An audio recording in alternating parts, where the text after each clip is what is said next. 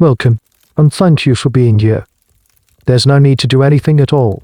Simply allow my voice to be a soft companion as you begin to drift toward the quiet story of a perfectly ordered world. A world that might, from a distance, seem serene and beautiful, but whose polished surfaces hide a deep and troubling pressure. Tonight, there are no complexities to solve, only soft and simple threads of a story for you to follow, if you wish. A story that begins inside the quiet walls of a house that is also a cage. Before we drift too far, if you feel a connection to this place, you're welcome to leave a quiet like or subscribe. Think of it not as a task, but as leaving a soft footprint in the sand before you continue your journey inward. Your peaceful presence here is thanks enough, but a subscription does ensure that these moments can find you again, and if you feel so inclined, you might even leave a comment, letting me know the city you're listening from, and what time it is for you in your corner of the world. It's a quiet way of knowing we are all sharing this stillness together. And so, find that gentle darkness in your room, perhaps with a soft blanket pulled a little closer, as we begin our slow drift into tonight's tale. The first thing you are aware of is the sound, not a loud sound, but a constant, rhythmic one. It's the steady, sonorous tick-tock of the grandfather clock in the hall. It doesn't just measure time, it commands it.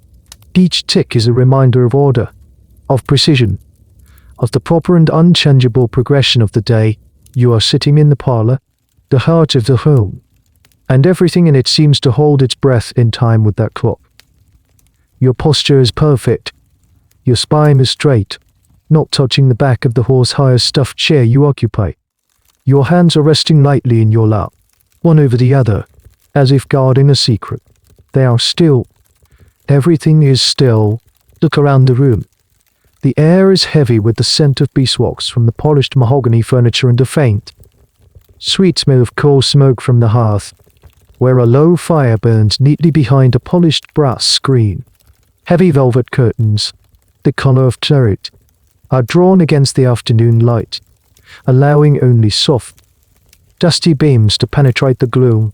They fall in perfect, symmetrical pleats, from ceiling to floor, their thick fabric muffling the sounds of the London street outside. Every object has its place. On the mantelpiece, a collection of porcelain figures, a shepherdess, a milkmaid, a gallant suitor, are arranged in a silent, permanent tableau. They are dusted daily. Beneath them, the fireplace tiles depict a biblical scene, each tile a perfect, uncracked square, and a small, carved table next to the settee. A glass dome covers a display of impossibly still, impossibly vibrant taxidermy hummingbirds. They are frozen mid-flight, their beauty captured and held static, forever. Nothing moves, nothing is ever out of place. Even the legs of the grand piano are covered, draped in little fringed shawls, a gesture of modesty for their supposedly suggestive shape. It's a bit funny, really, the idea that a piece of furniture could be improper. You are a part of this display, too. Your dress, a deep blue wool with a tight bodice and a cascade of fabric that pulls around your feet, is another element of the room's composition. You are an object among objects, placed just so. This is the height of domestic perfection. The ideal Victorian home. It's a sanctuary. Your father calls it a haven from the chaotic, dirty, and decidedly masculine world of industry and commerce outside. This is your sphere, the woman's sphere, and within it, you are meant to be its angel, its queen. But historians, looking back at rooms just like this, still argue about that. Was this domestic kingdom a prison of gilded bars, or was it a genuine throne from which a woman could wield her own subtle, formidable power over the family, the servants, and the social calendar? Right now, sitting in this perfect, airless room, it feels more like the former. You notice the wallpaper. It's a fashionable, brilliant green, printed with a repeating pattern of ferns and ivy. It's beautiful, in a way, but you've heard whispers, articles read in secret. but the dye used to create that vibrant shade, less green, is made with arsenic. A slow, gentle poison, flaking into the air with the dust settling on every flawless surface. It's a strange and unsettling thought that the very walls of your perfect safe haven could be quietly, invisibly, making you sick. It's one of those bizarre little facts of modern life that people either ignore or dismiss as fanciful rumor. And yet, the idea sticks with you. Your gaze drifts from the walls, past the taxidermy birds, beyond the modest piano, and lands on the one thing in the room that feels alive with dangerous potential. Your father's bookshelf. It stands tall and dark against the far wall, a fortress of leather-bound volumes. Most are his. Engineering manuals, political history, books of law, but a few, are different, and it's those you feel pulling at you, even from across the room. The spines of those books are like a row of locked doors, dark leather, embossed with gold lettering that you can't quite make out from this distance. They stand shoulder to shoulder, a silent, formidable army of thoughts and ideas. Your own bookshelf, tucked away in your bedroom upstairs, is a much more timid affair. It holds a few volumes of gentle poetry, a collection of morally uplifting sermons, several novels by authors deemed safe for the female mind, and a very thick book on household management. Books meant to shape you, not to expand you. Books that teach you how to be a better version of what you are already expected to be. But these books, these are different. These are books that explain the world. You've seen the titles when your father has left one open on his desk. There is a copy of Mr. Darwin's shocking new book, with its dangerous ideas about the origins of things. There are books about geology that speak of the Earth being millions of years old, a terrifying thought that seems to unravel the neat tapestry of creation. There are histories of foreign wars and political treatises filled with words you only half understand but that feel electric with importance. This is the knowledge of the world outside the parlor. The world of men. The world that grinds on, loud and consequential, while you sit here, perfect in your stillness. A longing, sharp and uncomfortable, rises in your chest. It's a familiar feeling, this intellectual hunger. It feels like a flaw, a secret failing you must conceal.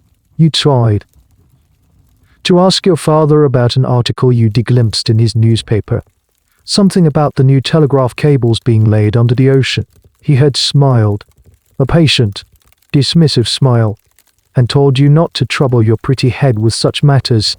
That is my sphere. My dear, he had said, folding the paper decisively. Your sphere is here, with us. Your sphere, this room, this house. Your mind is supposed to be a calm, reflective pool, like the surface of the water in a flower vase. It is not meant to have currents, or depths, or a desire to connect with the great, churning ocean of the world. The acceptable feminine mind is curious only about the nuances of a new stitch, the arrangement of a dinner party, or the moral failings of a character in a sanctioned novel. To want more is to be unsettled. It's a symptom of a restless spirit, and restlessness in a woman is not a virtue. It is a problem. You think of the circulating libraries, like the great Mr. Good Eyes in London, from which your family subscribes. It's one of the strangest, most specific quirks of your society. One man, with his own particular tastes and morals, can decide which books are fit for the eyes of the entire nation's families. A book deemed too provocative, too realistic, or too challenging to the established order is simply not selected. It is effectively erased before it can ever reach a parlor like this one. Authors live in fear of his judgment, sometimes even altering their stories to ensure his approval. The flow of ideas is controlled by a single tap, and you are only allowed to drink what is deemed pure and safe. Yet, there are other streams of thought. You have seen them advertised, reviewed, and argued over in the papers you aren't supposed to read. This is a point that modern historians still debate with great passion. They look at the official, Prescribed reading lists for women of your era and conclude that the female mind was deliberately starved. But then they unearth private diaries and letters, filled with passionate discussions of politics, science, and forbidden literature, read in secret, passed from friend to friend. They are left to wonder, why you, with your secret hunger? A rare exception, or was this quiet? Intellectual rebellion, the unspoken norm for a generation of women trapped in their gilded cages. This hunger manifests as a physical sensation, a kind of buzzing under your skin, a tightness in your throat. Your mind feels like a horse that has been penned in a tiny paddock, forced to walk in small, tight circles when it longs to gallop across an open field. Doctors would call this nerve, or feminine malady, but you know it is simply a mind that has been given a thimble of fuel of water when it is dying of thirst. The cure, they would say, is less stimulation, not more quiet, more stillness, more needlepoint. They would try to shrink your world even further, to the size of a pinhead, until the restlessness is crushed out of you. The grandfather clock in the hall chimes the hour. Its heavy, metallic clang pulling you back to the present. 3 o'clock. Soon it will be time for tea, a ritual as unchangeable as the tides. Your mother will enter, and you will discuss the weather, the health of a distant cousin, the price of ribbon. You will pour the tea. You will offer the cakes. You will be the perfect, still, untroubled angel of the house. But for now, in the silence between the last chime and your mother's inevitable arrival, you allow your gaze to linger on the bookshelf. You imagine taking one down, feeling the weight of it in your hands, the crisp rustle of the pages, the smell of old paper and ink and forbidden knowledge. The thought alone feels like a transgression, a small, silent act of defiance in a world made of rules. The parlor door opens with a soft, practiced click that doesn't disturb the dusty air. Your mother enters. She moves not with footsteps, but with a gentle, gliding rustle of silken petticoats. She is the architect of this perfect, silent world, and she surveys her creation with a look of serene satisfaction.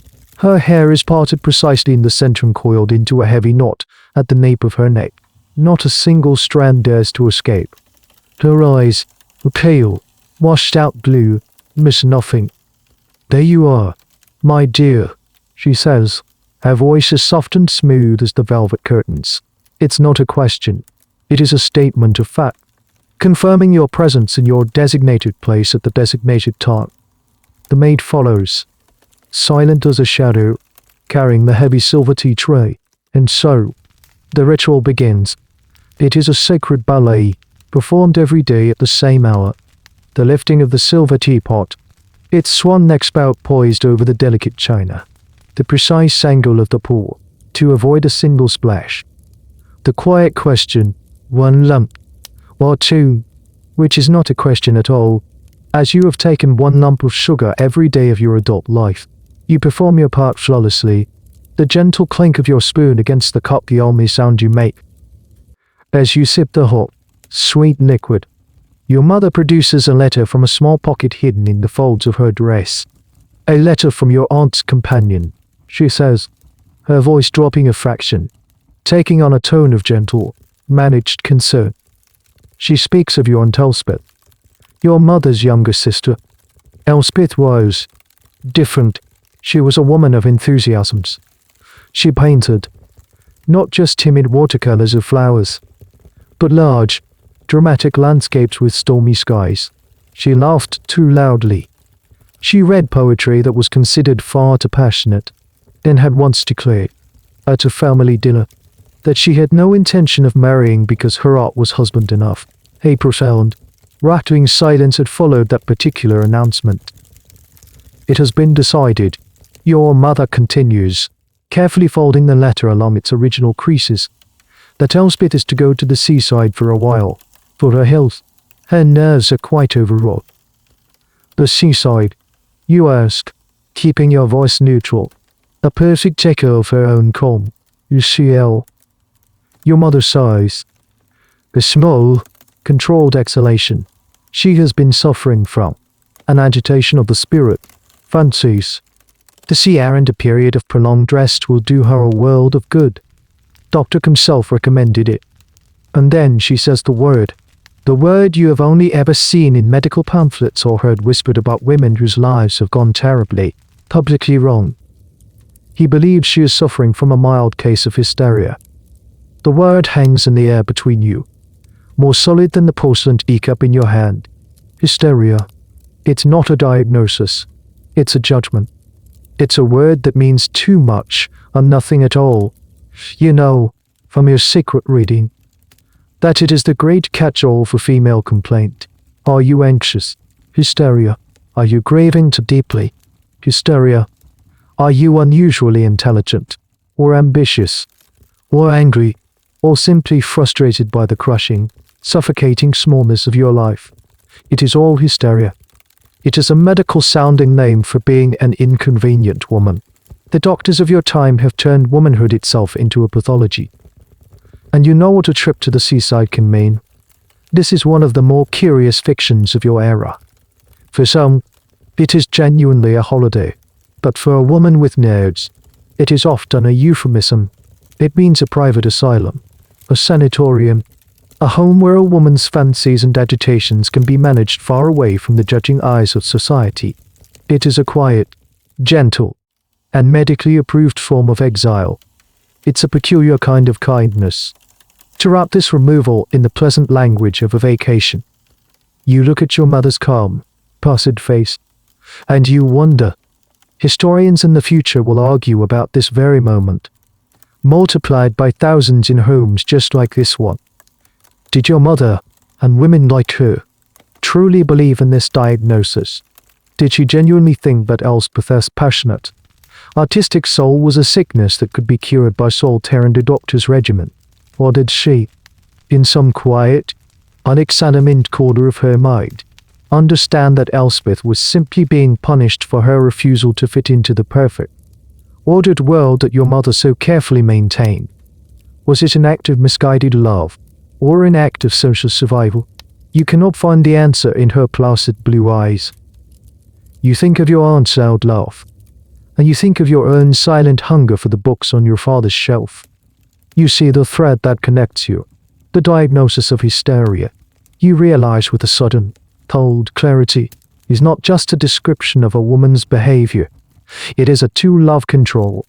It is a story told to women about themselves. A story that says your mind is a fragile, treacherous thing, and that your feelings, your ambitions, your very thoughts, can be symptoms of a disease. The story of Elspeth is a warning. It is a map of the boundary lines, and a clear illustration of the consequences for crossing them. The whisper of that one word, hysteria, is enough to make the walls of the parlor feel as if they are closing in. Just a little. You take another sip of your tea. It has gone cold. A few weeks pass, and the quiet ripples from your aunt's departure have smoothed over. Her name is rarely mentioned, and when it is in the hushed, careful tones reserved for the unwell. The perfect surface of your family's life has been restored. The grandfather clock ticks on, indifferent. But for you, something has shifted. The air in the parlor feels thinner, the silence more charged. You have become acutely aware of the performance, the constant, subtle effort required to maintain the illusion of serene contentment. Today, however, the performance is heightened. It is a special occasion. You are on display. Your mother has been planning this for months. It is the culmination of her life's work, the most important transaction she will ever broker. She is presenting you to a potential suitor. His name is Mr. Abernathy. You have been told he is a man of excellent prospects, a partner in a firm that manufactures something solid and respectable, like iron girders or railway clocks. He is of good family. He is sensible. He is, your mother has assured you, everything a young woman could hope for. You sit on the settee, your back remote straight, your hands folded in your lap. Mr. Abernathy sits opposite you, in the chair your father usually occupies. He is a man who seems to be made entirely of straight lines and solid angles. His jaw is square, his shoulders are broad. His dark hair is combed into a severe, unmoving petition. He is dressed in a dark, impeccably tailored suit, and when he speaks, his voice is a low, monotonous rumble, like furniture being dragged across a floor. He is, you have to admit, the perfect masculine counterpart to this perfect, ordered room. He speaks to your father about finance and politics. He speaks to your mother about the upcoming social season. He speaks to you about, well, he doesn't really speak to you. He addresses you. He asks you gentle, pointless questions that require only a soft, agreeable answer. Do you enjoy the pianoforte? Do you find the current weather agreeable? Have you read the latest serialized novel in the ladies' magazine? You are playing your part.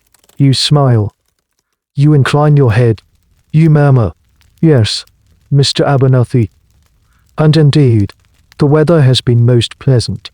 You are a porcelain figure from the mantelpiece, brought to life to perform a few simple, charming gestures.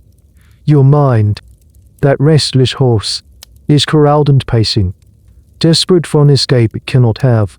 You feel frantic, almost hysterical, and you recognize the irony of the word urge to say something real, to ask him if he has read Mr. Darwin, to ask him what he thinks about the new underground railway being built beneath the city, to ask him if he ever feels like he is suffocating. But you don't. You can't. To do so would be to shatter the delicate performance. It would be a social catastrophe. It would be a symptom of an overwrought, unladylike mind. A peculiar and little-known element of your society's courtship rituals is the immense importance placed on this initial viewing. It's less a conversation and more a silent option. The man is assessing your physical health: rosy cheeks, clear eyes, your accomplishments, a little piano, some watercolor, and most importantly, your disposition: placid, agreeable, demure. He is not looking for a partner. He is looking for an angel for his own future house. Historians looking back on these rituals are often baffled. They read novels of the period filled with passionate romance, and then they read the diaries, which reveal these stiff, tonal, almost commercial negotiations. They debate whether love was a happy accident that sometimes occurred after the practicalities were settled, or if the entire concept of romantic love as a prerequisite for marriage was a radical, even dangerous, idea that had not yet taken hold. Watching Mr. Abernathy inspect you as if you were a prize mare, you're inclined to believe the latter. Your mother watches you with an eagle eye. She is the director of this play, and she sends you tiny, silent cues with a flicker of her eyelids or a subtle tightening of her mouth. Smile now. Offer him another cup of tea. Don't fidget. You obey. You are a puppet, and she is holding the strings. She has invested 18 years in this moment, then polishing you, training you, preparing you for this exact same. Your success is her success. Your failure would be her profound, public shame.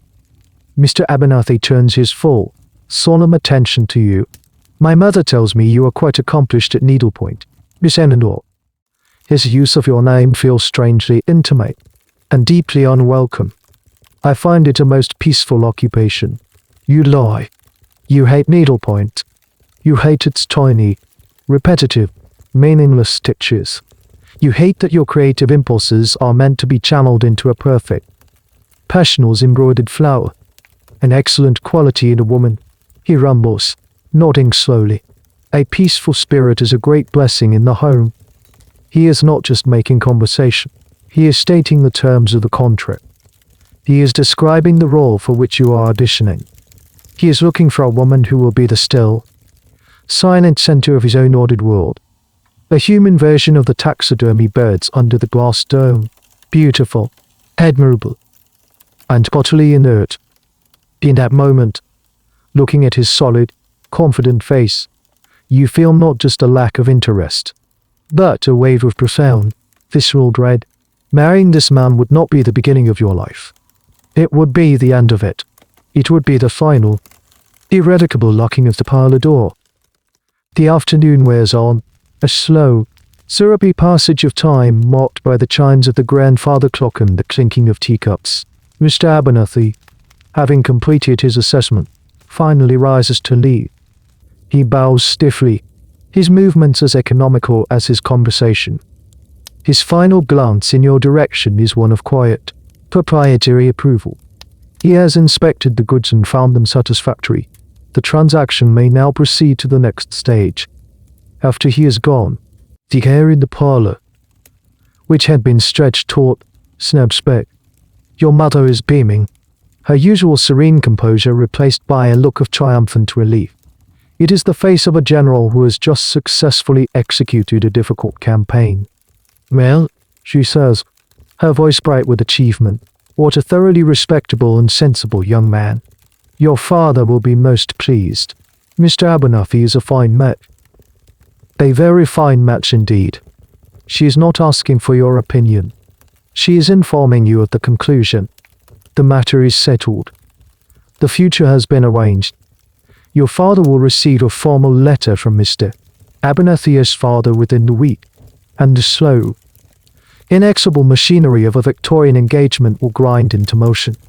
There will be announcements, visits, the choosing of fabrics, the drawing up of contracts. Your life, your real life, as they see it, is about to begin. You stand by the window, parting the heavy velvet curtain just enough to watch Mr.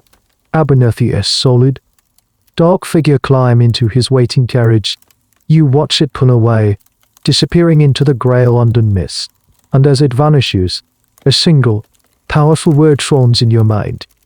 No. It is a small word, but it feels like a physical object lodged in your throat. It is a word you have never truly said with any force in your entire life. You have been trained in the art of the gentle demurral, the polite evasion, the agreeable submission. The word no is not a part of the feminine vocabulary. It is jarring. It is defiant. It is ugly. Your mother is still talking, mapping out the next few months with logistical precision. And we shall have the dressmaker begin at once, for the engagement party. "Mother," you say. Your voice sounds strange in the quiet room, louder than you intended. She stops, mid-sentence, and turns to you, a flicker of surprise in her eyes. "Yes, dear." You take a breath. The air feels thick, hard to draw in. "Mother, I find Mr. Abernathy unsuitable." The silence that follows is more profound than any you have ever experienced in this room. The tick-tock of the clock seems to falter. Your mother's smile freezes, quirks, and then dissolves completely. Her face becomes a pale, blank mass. "Unsuitable," she repeats, the word a strange shape in her mouth. "What do you mean? Unsuitable?" He is in possession of a fine fortune, of a good name. He is the very definition of suitable. "I do not wish to marry him," you say, the words coming out in a rush, before your courage can desert you. This is the moment. The tremor. The first crack in the perfect, polished surface of your world. A woman's refusal of a suitable marriage proposal is not just a personal decision. It is an act of rebellion. It is a rejection of her family's authority, of her social duty, and, in a way, of her entire purpose for being. The economic and social structures of your time are built upon these carefully arranged unions. To refuse one is to throw a wrench into the great, ticking clockwork of society. Your mother stares at you, her blue eyes wide with a dawning horror. This is not a simple disagreement. This is a crisis. Her campaign, on the brink of victory, is now facing a catastrophic, unthinkable mutiny from within. "You are being fanciful," she says, her voice losing its soft edge, becoming sharp and brittle. "You are overwrought from the excitement of the day. You don't know what you are saying." She is reaching for a familiar explanation. She is trying to fit your defiance into a recognizable box. You are not a rational being making a conscious choice. You are a creature of delicate sensibilities, overcome by emotion. It is a way of dismissing your no without having to truly hear it. It is the first, gentle step toward pathologizing your will. It's a curious and often overlooked aspect of the era that while women were considered the guardians of morality and domestic peace, their minds were simultaneously seen as inherently unstable and prone to flights of fancy. Historians still puzzle over this contradiction.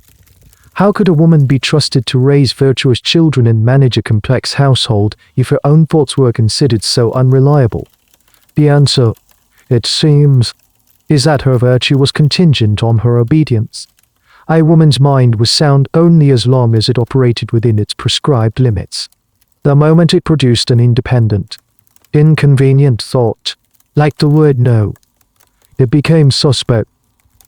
I am not overwrought, you say, your voice trembling slightly, but firm. I know exactly what I am saying. I will not marry him. The color drains from your mother's face. She sees that this is not a momentary whim. This is something solid, something real. And it terrifies her. Because an unmarried daughter, a daughter who refuses a good match, is a social failure. A problem with no clear solution. A loose thread that threatens to unravel the entire family tapestry. She looks at you, really looks at you, and you see something new in her eyes. It is not just anger or disappointment. It is fear, and in that fear, the shadow of a word begins to form. The word she used to describe your Aunt Elspeth.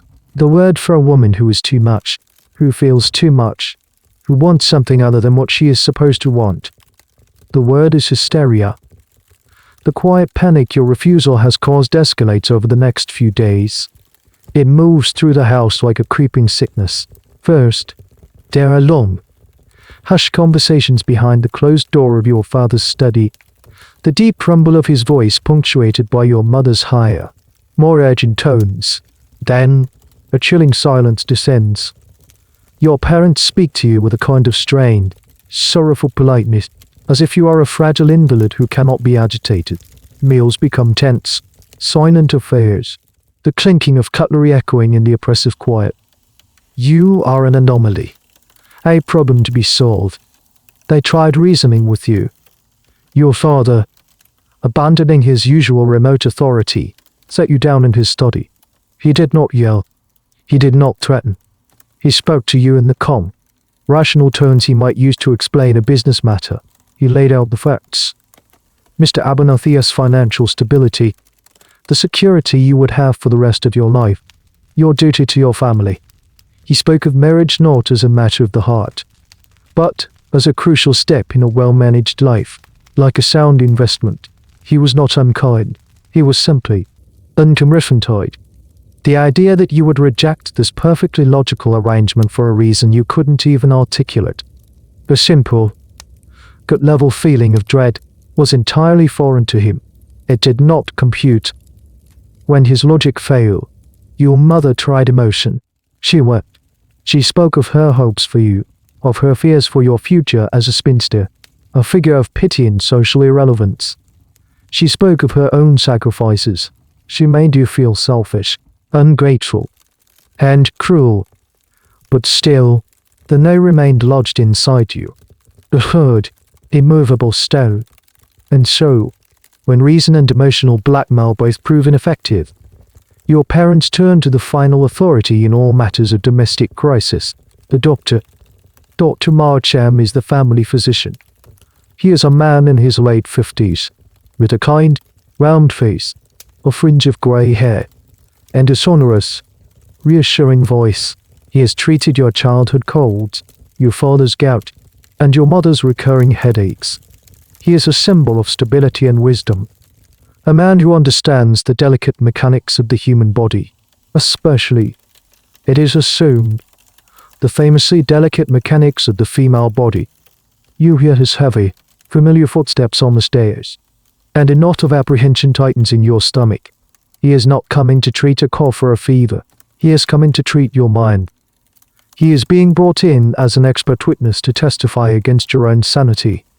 He enters your room, which has started to feel more like a cell, with a gentle, paternalistic smile.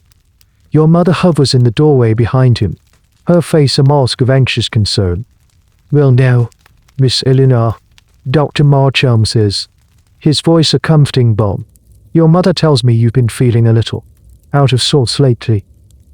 He sits in the armchair by your window, his black bag placed neatly on the floor beside him. He doesn't look at you like a doctor examining a patient, but like a kindly uncle trying to coax a secret from a troubled child. This, you will learn, is a common technique. The medical examination of a woman's mind often begins by infantilizing her, reducing her back to a state of childish irrationality. I am perfectly well, doctor, you say, your voice steadier than you feel. Are you, my dear, are you? He leans forward, his expression full of practiced sympathy. Sleepless nights, a loss of appetite, a feeling of agitation, a tendency towards melancholia. He is not asking questions. He is offering a diagnosis in the form of a checklist. He is providing you with the socially acceptable language for your rebellion. You are not a woman with a will of your own. You are a patient with a list of symptoms. This distinction is crucial. A will can be stubborn, but symptoms can be treated. It's a bizarre and fascinating aspect of your era's medicine. While doctors were making incredible advances in understanding anatomy and disease, the female mind remained a mysterious, almost mystical territory. The leading medical men of the day wrote volumes on the subject, and a recurring theme, which historians find both comical and horrifying, is the idea that a woman's intellect was in direct competition with her reproductive system. They genuinely believed that too much education, too much thinking, could divert vital energy from the womb to the brain, leading to nervousness, infertility, and, of course, hysteria. Your desire for knowledge and your refusal to marry are, in his worldview, connected symptoms of the same biological imbalance. Your mother tells me you have refused a very fine proposal of marriage, he says gently, as if discussing a tender bruise. That is not like you. You have always been such a sensible, dutiful girl. The implication is clear. Your refusal is not a decision, but a deviation. A sign that something has gone wrong with the delicate machinery of your mind. He asks you about your reading habits. He asks if you've been having any strange dreams. He asks if you ever feel a sensation of tightness in your throat, or a fluttering in your chest.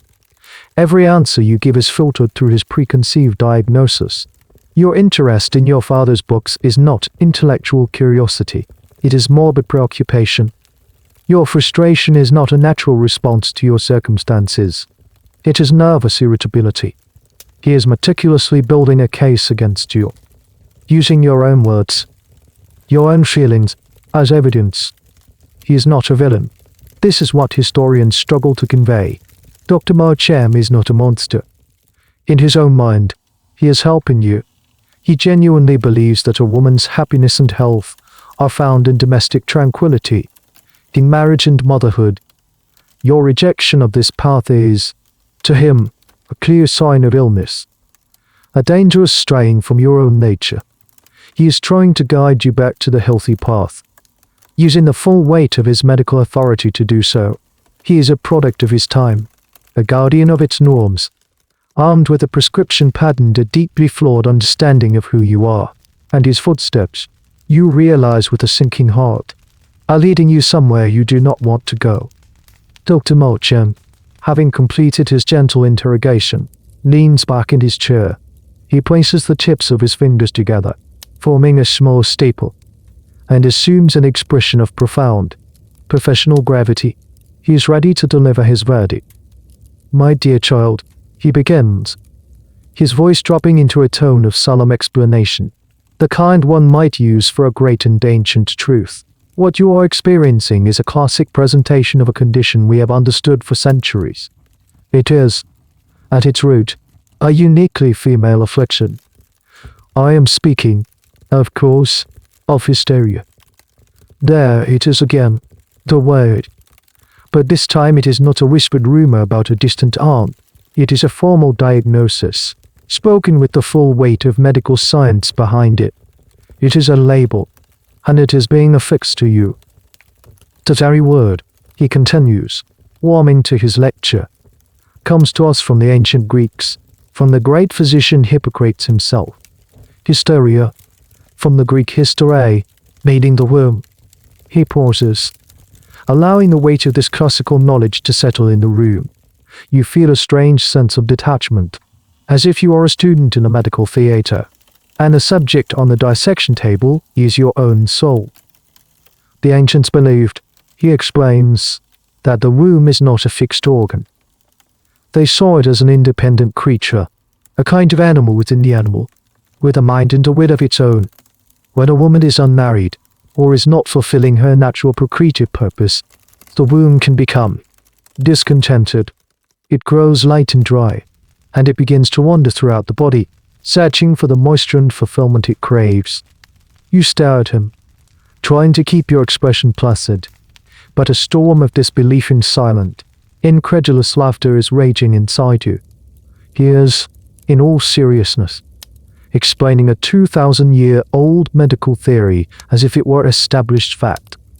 The idea is so utterly bizarre, so fundamentally absurd, that you can barely comprehend it. Your hormone is wandering through your body. When it travels upwards, he says, tracing a path in the air with his hand. It can press against the diaphragm, causing a feeling of suffocation or a lump in the throat. The classic globus hystericus. If it presses against the heart, it causes palpitations and anxiety. And if it travels as far as the brain, well, it can cause all manner of emotional disturbances, fanciful notions, melancholia, defiance. He looks at you, his eyes full of meaning. Your refusal of Mr. Abernathy, your desire to read forbidden books, your general discontent. It all makes perfect sense to him now. It is not you. It is your wayward womb, wreaking havoc on your rational mind. This is not some obscure, fringe theory he is spouting. The concept of the wandering womb was one of the most persistent and influential ideas in the entire history of Western medicine.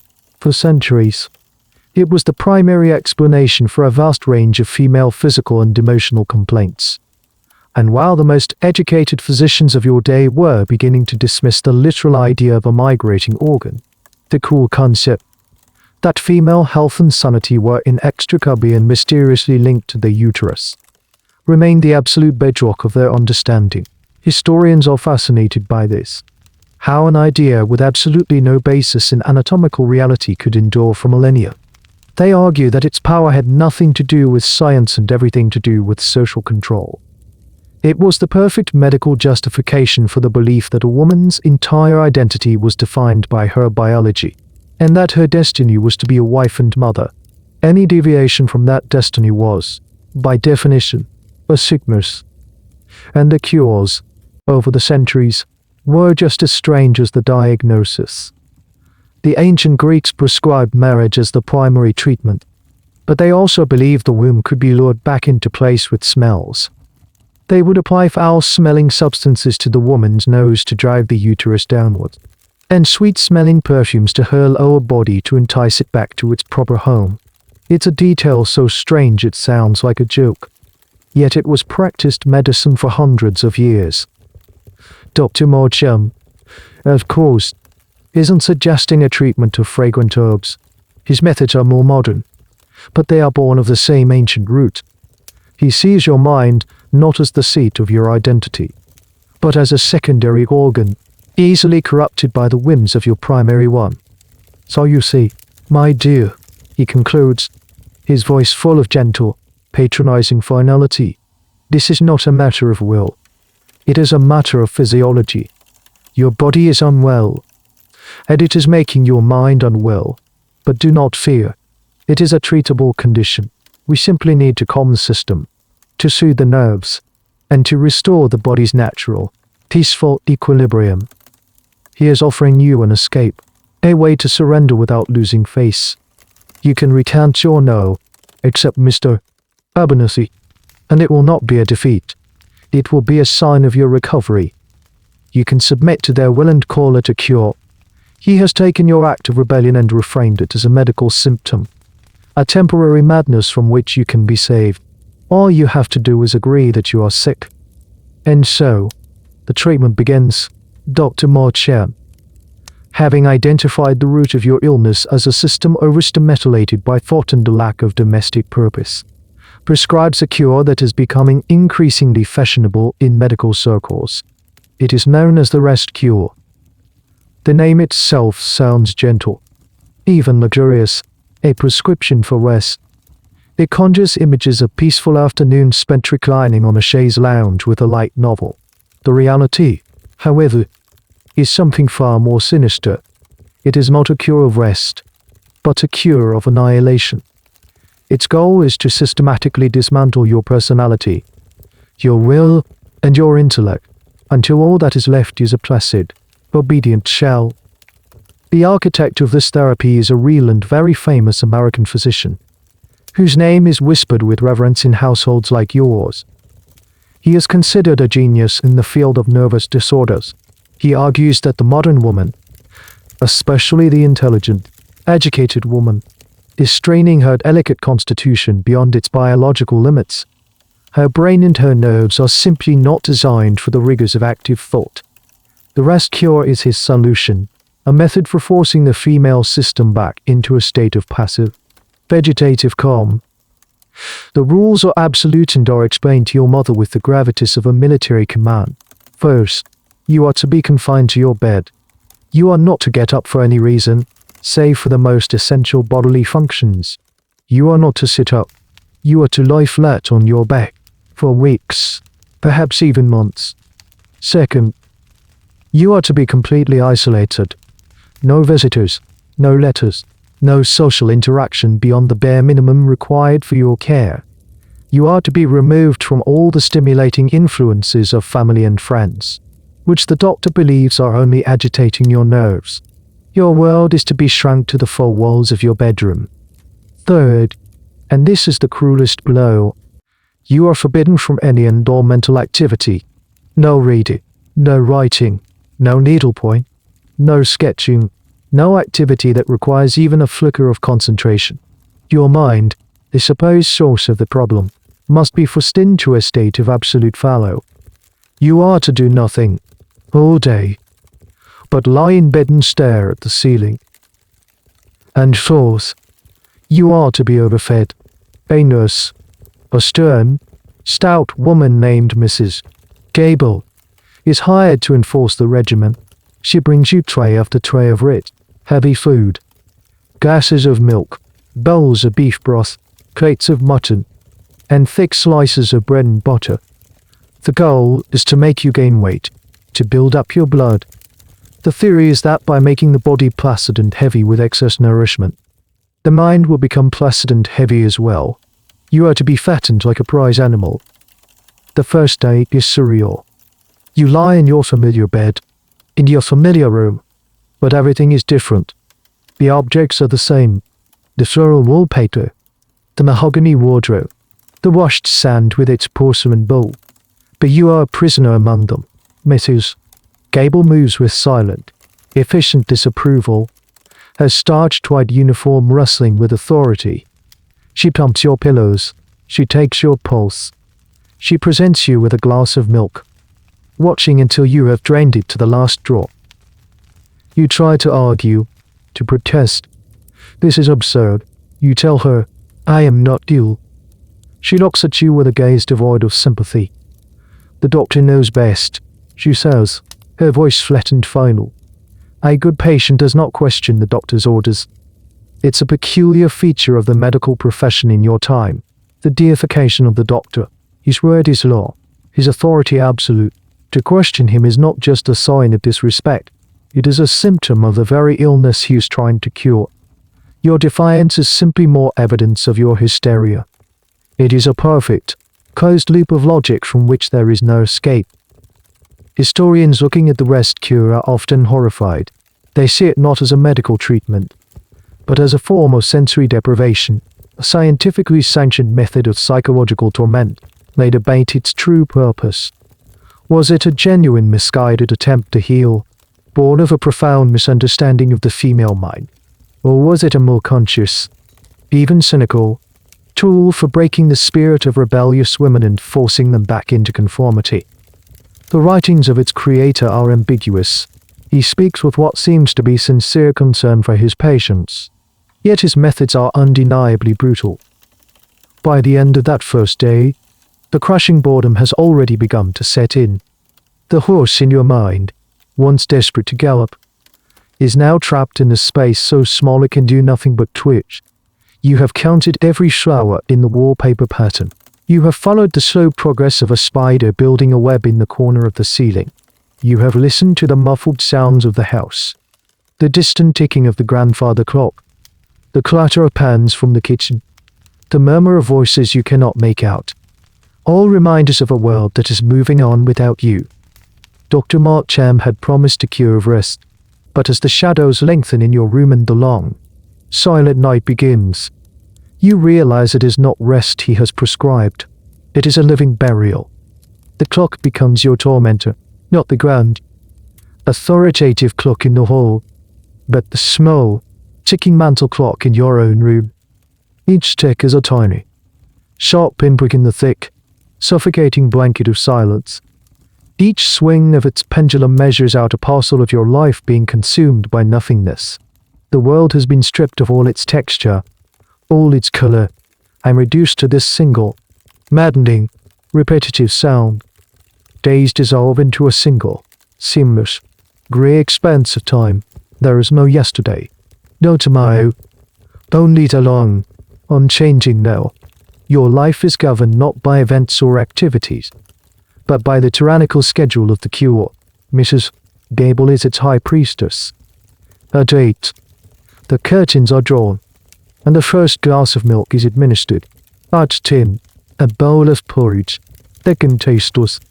At 1, a heavy lunch of meat and potatoes. At 2, more milk. At 7, a light supper. At 9, the gas lamp is turned low, and you are left in the dim, flickering darkness.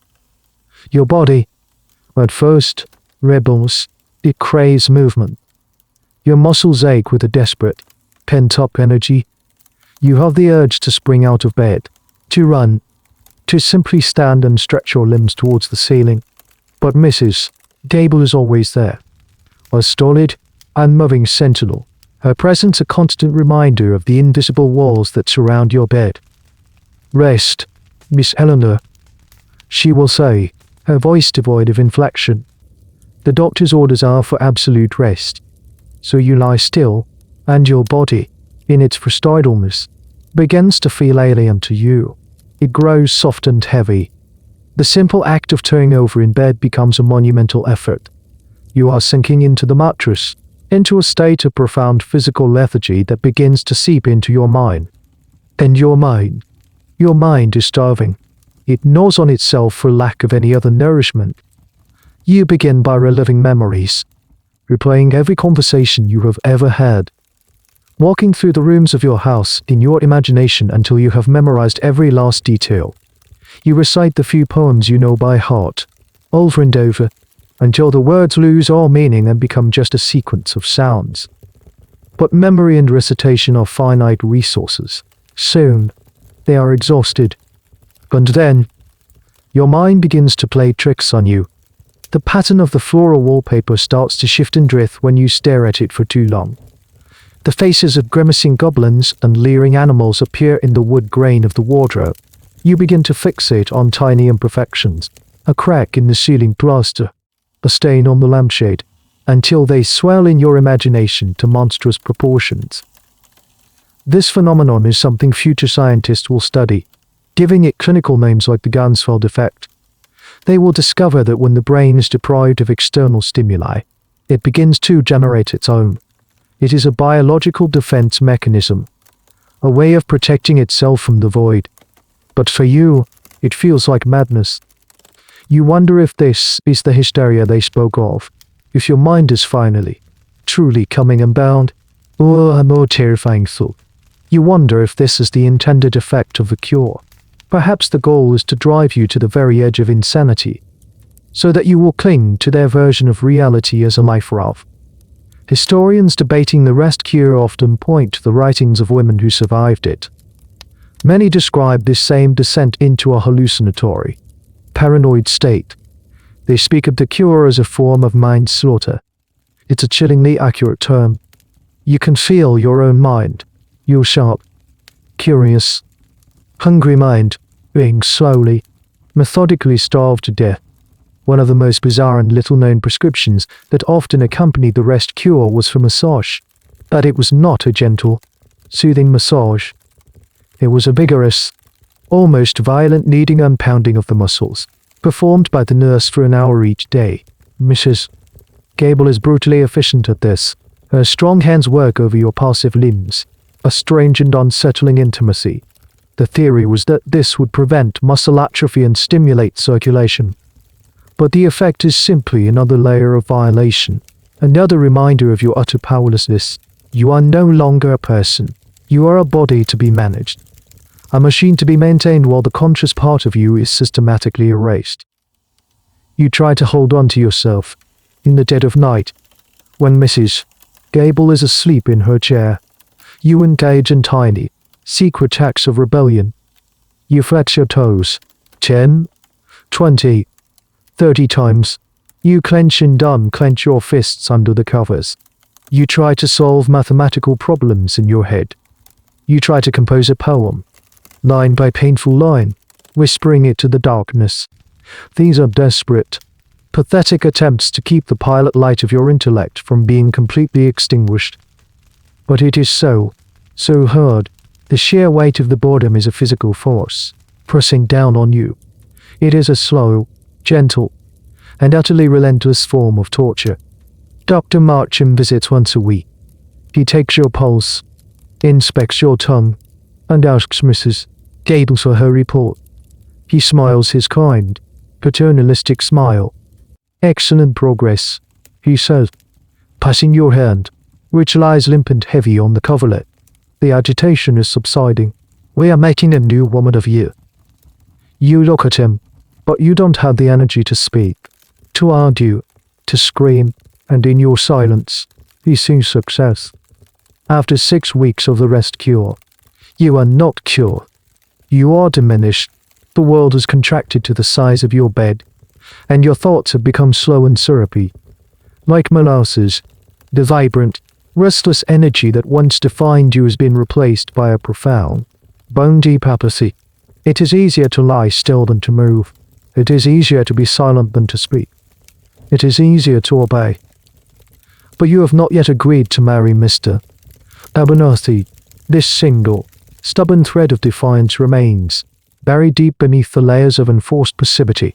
And so, Dr. Marcham, frustrated by this last bastion of your former self, declares that your case is a particularly tenacious one. It requires a more specialized approach. He recommends a consultation with a man who is making a name for himself in the city as a brilliant, if somewhat unconventional, nerve specialist. Dr. Alistair Finch. The name itself sounds sharp and precise. He is not a cozy family physician like Dr. Marcham. He is a man of the new age, a specialist in the modern malady of nerves that seems to be sweeping through the drawing rooms and parlors of the nation. He deals not in coughs and fevers, but in the murky, uncharted territories of the mind.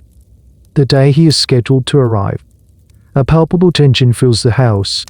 Your mother flutters in and out of your room, adjusting the curtains, smoothing your bedclothes, her face etched with a mixture of hope and fear. Dr. Finch represents a new, more expensive, and therefore more potent form of medicine. He is the last resort. His arrival is announced not by heavy footsteps, but by a sharp, decisive rap on the front door. He enters your room not with the paternalistic sympathy of Dr. Marcham, but with an air of brisk, scientific detachment. He is a younger man, tall and thin, with piercing grey eyes behind steel-rimmed spectacles. He doesn't smile. He observes. He looks at you not as a person, but as a fascinating and complex puzzle to be solved. He dismisses your mother and Mrs.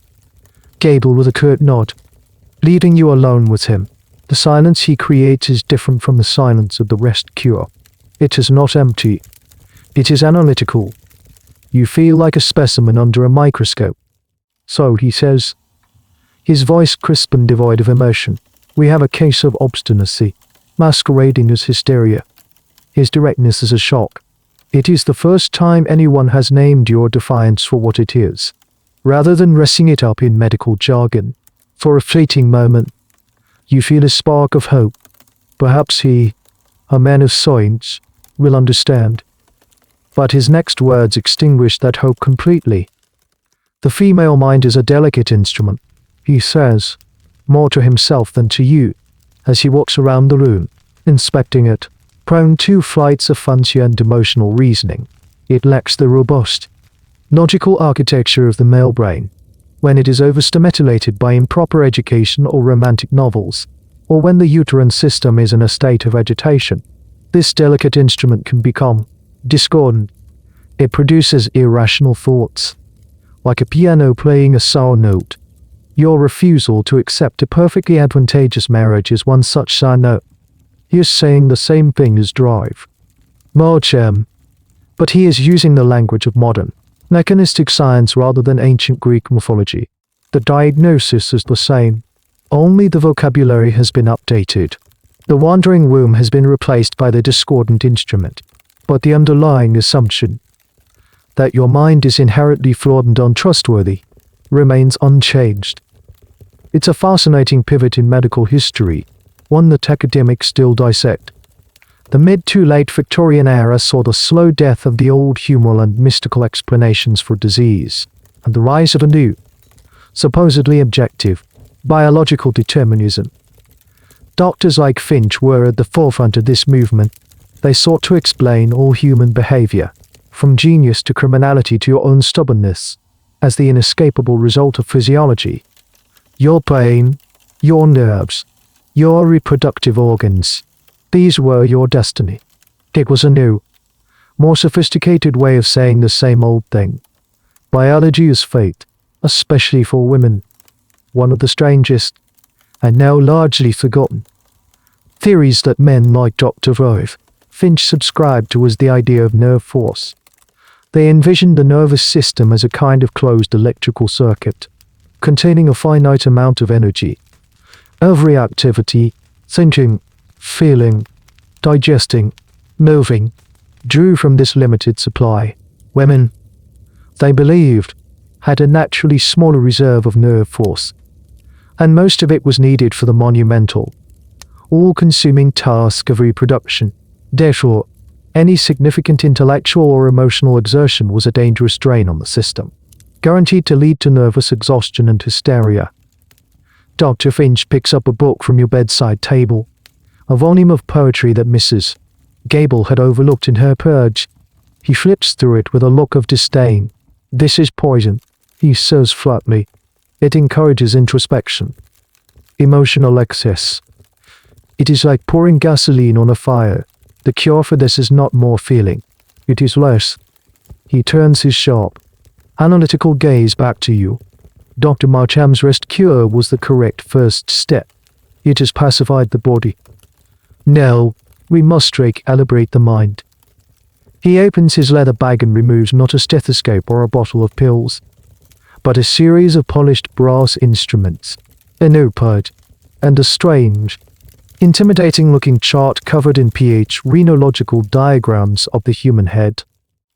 The examination is about to begin, and you sense, with a chilling certainty, that it will be far more invasive than a simple conversation. He is not here to listen to you. He is here to measure you, to map you, and to correct you. Dr. Finch begins his examination not by speaking, but by measuring. He produces a pair of cold, brass calipers from his bag and, with an unnerving impersonal touch, begins to measure the dimensions of your skull. He places the points of the instrument at your temples, behind your ears, on the crown of your head, murmuring numbers to himself and jotting them down in his notebook. He is practicing a blend of phrenology and croniometry, sciences that are wildly popular in your era, but will be thoroughly debunked by the next. These disciplines hold that the shape and size of the skull are direct indicators of a person's character, intelligence, and moral faculties. It is the ultimate biological determinism. Your personality is not something you develop. It is a landscape of bumps and valleys that can be read and charted like a topographical map. Yes, he mutters, pressing the calipers against your forehead. The organ of veneration is adequately developed, but here, he moves to a spot above your ear. The region of amativeness is perhaps excitable, and the organ of firmness, he concludes, tapping the top of your head, is demonstrating a most unhealthy prominence.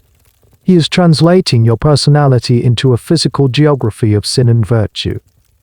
Your stubbornness is not a choice.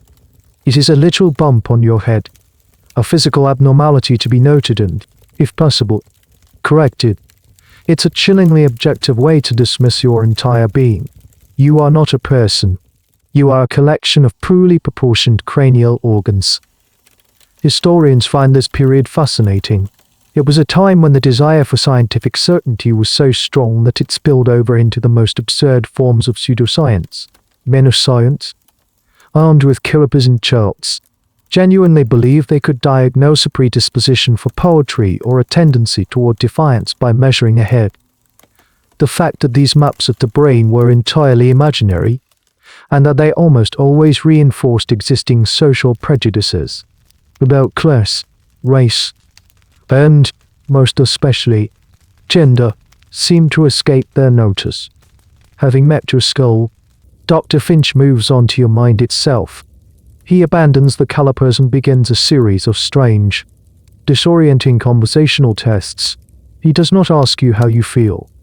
He presents you with moral hypotheticals, riddles, and logic puzzles, observing your responses with the keen, unwavering stare of an entomologist studying an insect. A train is hurtling towards 5 men tied to the track. He posits, his voice a dry monotone. You have the power to pull a lever that will divert the train to another track, where only 1 man is tied. Do you pull the lever? You hesitate, trying to understand the purpose of the question. It feels like a trap. I don't know, you stammer. It's a terrible choice. But, he says, scribbling in his notebook, a hesitation to engage in decisive, utilitarian logic. A retreat into emotionality, a classic female response. He is not seeking your answer. He is seeking to categorize your method of thinking. He presents you with images, engravings of dramatic, emotional scenes, and asks you to describe what is happening. He shows you inkblots and asks what you see. He is probing the dark corners of your psyche, searching for the roots of your disorder. Every observation, every flight of fancy, is noted down as further evidence of your unstable, imaginative, and therefore hysterical, nature. This is a precursor to the projective tests that will become a cornerstone of psychology in the next century. But, in Drive, Finch's hands, it is not a tool for understanding, but a tool for condemnation. He operates from the unshakable premise that there is a single, correct, rational way to think, the male way, and that your mind is a deviation from this norm. One of the oddest parts of the examination involves what he calls testing the reflexes of the nervous system. He has you follow his finger with your eyes. He taps your knees with a small rubber hammer. Then he produces a small, polished metal object and brushes it against the palm of your hand, the sole of your foot, the back of your neck, watching for the slightest flinch or tremor. He is charting your sensitivity, believing that hysterics have a nervous system that is wound tight, like the spring of a watch. The entire process is profoundly dehumanizing. You are being disassembled, your personality broken down into a series of measurements, responses, and reflexes. He is creating a scientific portrait of your madness, a portrait in which you have no say. Finally, after what feels like hours, he snaps his notebook shut. He has gathered his data. He has solved the puzzle. The diagnosis is clear. He announces, as if revealing the conclusion of a complex mathematical proof. The patient's intellectual faculties have been dangerously overdeveloped at the expense of her moral and domestic ones. Her education has been too masculine. It has cultivated the organ of firmness and an unhealthy reliance on imagination. The rest cure has calmed the body, but it has allowed the mind to fester in its own fancies. He looks at you, his gaze cold and clinical. The treatment must now shift.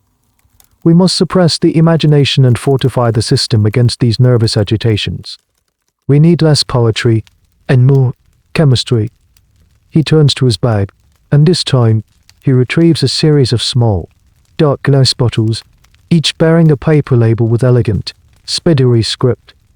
Dr. Finch arranges the small, dark bottles on your bedside table with the precision of a chemist setting up an experiment. They form a little dark glass army, a silent, chemical assault force prepared to lay siege to your mind. Each bottle contains a different liquid, a different weapon in the Victorian medical arsenal against female nerves. The modern physician, Dr. Finch proclaims, holding one of the bottles up to the light, does not rely on the superstitions of the past. We have science. We have pharmacology. We can directly influence the humors and energies of the body. He begins to explain the contents of his portable apothecary. The first is a bromide solution. Potassium bromide was a wonder drug of your era, a powerful sedative used for everything from epilepsy to sleep swings. Dr. Finch explains that it will deaden the sensitivity of the nervous system, reducing your agitation and suppressing your fanciful tendencies. What he doesn't tell you is that in the doses he intends to prescribe, it is a potent poison, leading to memory loss, confusion, and a profound, debilitating lethargy. It quiets the nerves by essentially shutting down the brain. Next is a bottle of laudanum, the ubiquitous tincture of opium and alcohol. It is the great panacea of the 19th century, found in almost every medicine cabinet. It is used to soothe teething babies, to calm coughs, to ease pain, and, in your case, to induce a state of dreamy, compliant tranquility. Dr. Finch speaks of it as a tool to encourage a placid emotional state and to grant you restful, dreamless sleep. He does not use the word addiction, though the devastating consequences of opium dependence are visible on every street corner in London. It is mind. The risk of addiction in a woman is a small price to pay for the restoration of domestic peace. Then there are the tonics. These are bitter, mysterious concoctions. Their recipes of unguarded secrets. One of them, he explains, contains iron to enrich your blood, and quinine to brace the system. Another contains strychnine. Yes, the poison, in minute, carefully measured doses. It was believed to be a powerful nerve stimulant, a way to jolt a sluggish, melancholic system back into action.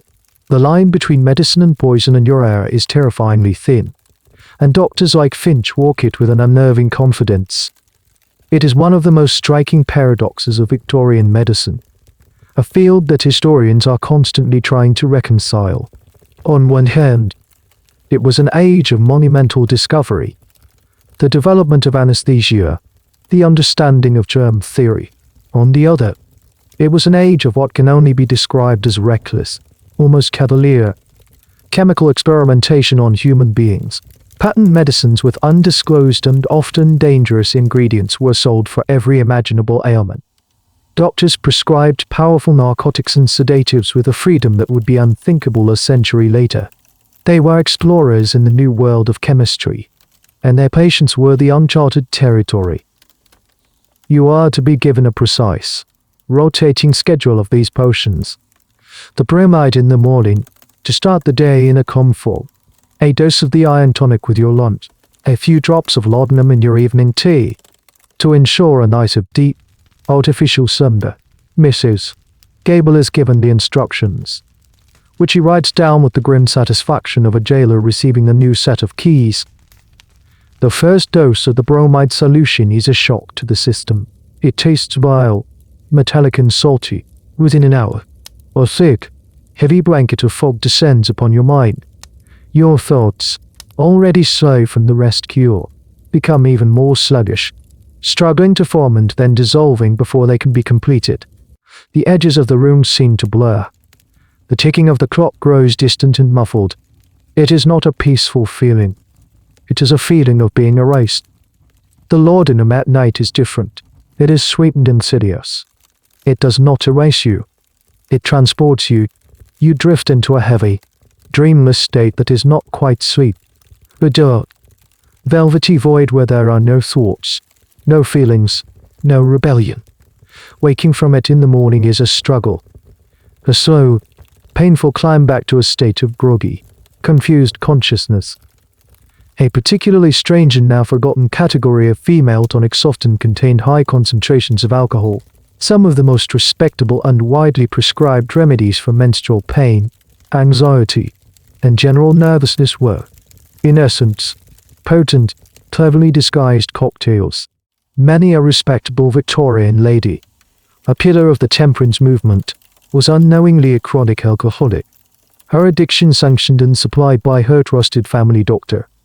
The historians who uncover these recipes are left to wonder, was this a cynical ploy by manufacturers?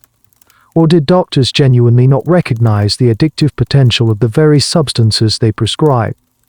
Days and nights blur into a chemical haze. You exist in a state between sleep and waking. Your emotions flattened. Your intellect clouded. The world comes to you through a thick pane of glass. You watch Mrs. Gable move about the room. You hear the distant sounds of the house. But it all feels disconnected, unreal.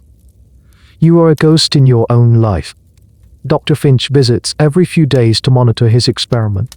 He asks you questions, but your answers are slow and monosyllabic. He observes your placid demeanor, your heavy-lidded eyes, your lack of protest, and, like Dr. Marchand before him, he sees this chemical annihilation as success. The discord is fading. He declares one afternoon, after watching you for a long, silent moment, the instrument is being ray-tuned. He seems genuinely pleased, proud of his ability to master the unruly mechanics of your mind with the precise application of modern science. He does not say that he is not tuning an instrument. He is breaking its strings.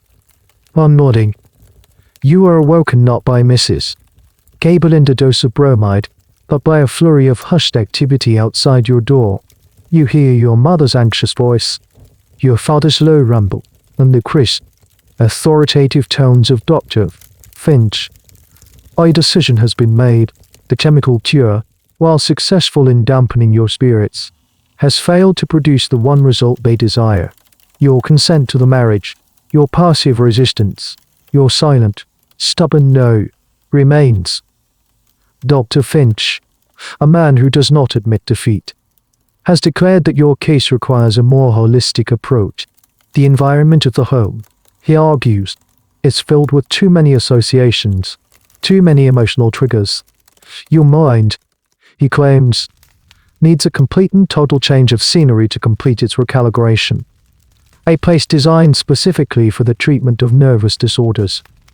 A place where the air is pure, the routine is fixed, and the medical supervision is constant.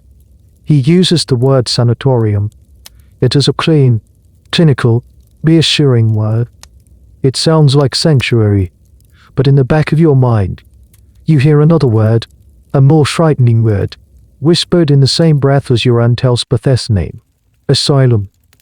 The preparations are made with a swift, almost frantic efficiency. It is framed not as an incarceration, but as an extended recuperative holiday. Your mother packs your trunk with your plainest dresses, a few simple shawls, and a new, unread Bible. Books of poetry or novels are, of course, strictly forbidden. The atmosphere in the house is one of strained, determined optimism. Everyone is pretending this is for the best. Everyone is playing their part in this gentle, loving betrayal. The journey is a blur, doped with laudanum to prevent any unseemly agitation. You are only vaguely aware of the carriage ride, the rhythmic lopping of the horse's hooves, the grey, smudged landscape of the city giving way to the green of the countryside. You are seated between your mother and father, a silent, placid passenger being transported to an unknown fate. You arrive at a large, imposing country house set in acres of manicured parkland. It is a beautiful building, made of pale stone, with large windows that glitter in the weak afternoon sun. A sign by the ornate iron gates reads, "The Pines." A private home for the rest and recuperation of the nervous. It looks like the sort of place one might visit for a pleasant weekend. There are no bars on the windows, no high rules. The methods of control here, you will soon learn, are far more subtle than brick and iron. The rise of the private asylum is a unique feature of your time. Public asylums were often terrifying, overcrowded places. But these new, exclusive institutions catered to the wealthy. They were a blend of country hotel, spa, and prison. They offered a discreet and respectable way for families to manage their inconvenient members. The melancholic wife, the eccentric spinster, the daughter who refused to conform.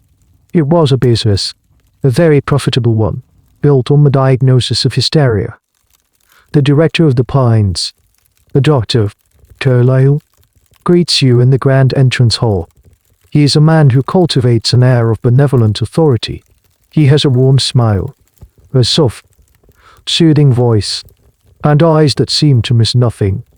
He speaks to your parents in low, reassuring tones, congratulating them on taking this wise and necessary step. He speaks to you as if you are a child, a weary traveler who has finally reached a safe harbor. "Welcome to the Pines, my dear," he says, patting your arm. "You will be well taken care of here. We will have you back to your old self in no time." But who is your old self? The dutiful, silent daughter they remember, or the restless, hungry mind they have tried so hard to extinguish? You are twofold with laudanum to us. Your mother's farewell is a flurry of rusting silk and debris. Cool kiss on your forehead. Her eyes are filled with tears, but you cannot tell if they are tears of sorrow or of relief. Your father shakes drive. Carlyle's hand. A certain man-to-man gesture that seems to transfer ownership of you from one to the other, and then they are gone. The heavy oak door closes behind them with a soft, final thud. A nurse, younger and kinder looking than Mrs. Gable, leads you up a grand, sweeping staircase to your room. It is a pleasant room, small and simple, with a single bed, a wardrobe, a small table, and a window that looks out over a vast, empty lawn. It is clean, it is quiet. It is a cell with a lovely view. As the laudanum begins to wear off, a cold, sharp clarity pierces through the fog. You are no longer in your home. You are in an institution. You are no longer a daughter. You are a patient. A case. Your name is on a file in Dr.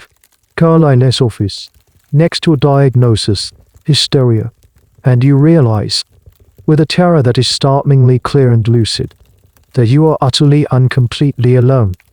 You have not been sent here to get better. You have been sent here to be forgotten. Historians debate the nature of these private asylums. Were they genuine places of healing, however misguided their methods? Or were they little more than prisons, places to hide away women who failed to live up to society's ideals? Looking out your new window at the perfectly trimmed lawn, where nothing is out of place, you suspect you already know the answer. Your first full day at the Pines begins not with a gentle awakening, but with the sharp, insistent clang of a bell. It rings through the unnaturally quiet corridors, a sound that is both a summons and a command. You learn very quickly that life here is not lived, it is scheduled. The bell is the metronome that sets the rhythm for your entire existence, and its tyranny is absolute. At 7, the bells are waking. A nurse enters your room, not to bring you a gentle cup of tea, but to see that you are out of bed, washed, and dressed. Your clothes have been inspected and deemed suitable. Nothing too flamboyant, nothing too restrictive. Plain, simple dresses that do not encourage vanity or individuality. At 8, the bell for breakfast. You file down to the dining hall. A large, airy room with long communal tables. The silence is the first thing you notice. It is a thick, supervised silence. The other residents, all women, sit in their assigned places, eating their porridge and wheat tea without speaking. Their faces are a gallery of quiet despair. Some are young, like you, Others are middle-aged, their expressions worn down by years of this gentle, ordered confinement. You look from face to face, searching for a sign of kinship, a flicker of the same defiant spark you feel inside yourself, but you see only varying shades of resignation. After breakfast, the bell for morning constitution, rain or shine. The residents are led out into the manicured grounds for a brisk maneuver. You move in a single, silent procession, following the gravel paths that wind through the perfect lawns and artfully arranged flower nurses walk alongside, like placid sheepdogs, ensuring no one strays from the path, that the pace is kept steady, and that no conversations break out. The air is fresh, the scenery is beautiful, but it is not a walk for pleasure. It is a walk for regulation, a way of exercising the body to quiet the mind. This emphasis on routine and physical regimen was a cornerstone of what was known as moral treatment, the prevailing philosophy in asylum management in your era. The idea, which was a genuinely humane step up from the chains and dungeons of previous centuries, was that mental illness could be cured by removing a person from their chaotic life and placing them in a highly ordered, rational environment. A strict schedule, simple food, fresh air, and useful labor were believed to restore the mind's natural balance. Historians see it as a double-edged sword. It was born of a desire to treat patients with kindness, but it was also a powerful tool for enforcing conformity. The rational environment of the asylum was one in which the patient had no autonomy, no privacy, and no choice. After the walk, the bell for occupation, you are led to a bright, sunlit room where you are taught simple, repetitive tasks, basket weaving, mending linens, polishing silver. The tasks are deliberately mindless, chosen for their soothing, non-stimulating nature. You are given a pile of torn sheets and a needle and thread. The goal is not to produce beautiful embroidery, but to keep your hands busy and your mind empty. It is the rest cure in a more active, communal form. One of the most peculiar and now forgotten forms of occupational therapy practiced in some asylums was the sewing cure. Female patients were sometimes forced to sew for hours on end, producing vast quantities of clothing and linens for the institution. Doctors claimed it had a uniquely calming effect on the female nervous system. Critics, even at the time, saw it for what it was, a way to exploit a captive workforce for the asylum's financial benefit. Whether it was therapy or labor is a question historians still debate. Here at the Pines, it is presented as a privilege, a gentle path back to mental health. Lunch is at 1, followed by a mandatory period of rest. You must lie on your bed, in silence, for 2 hours. At 3, another bell, this time for drive. Carline's daily lecture, or for a reading of a particularly uplifting and morally instructive passage from the Bible. At 5, another silent meal. The evening is for quiet reflection or more mending, until the final bell at 9 o'clock sends you back to your room, to be locked in for the night. The days are identical, indistinguishable. The routine is a slow, grinding mill that wears away at your sense of self. Your past life, your home, your family, your books, they begin to feel distant, like a story you once read about someone else. The here and now is the bell. The silent meals, the mindless tasks, the supervised walks. You realize that the absence of high walls and iron bars is the most ingenious part of the system. The control is not physical, it is psychological. It is the relentless routine, the constant surveillance, the subtle, ever-present threat that any deviation from the norm will be noted in your file as a symptom of your illness.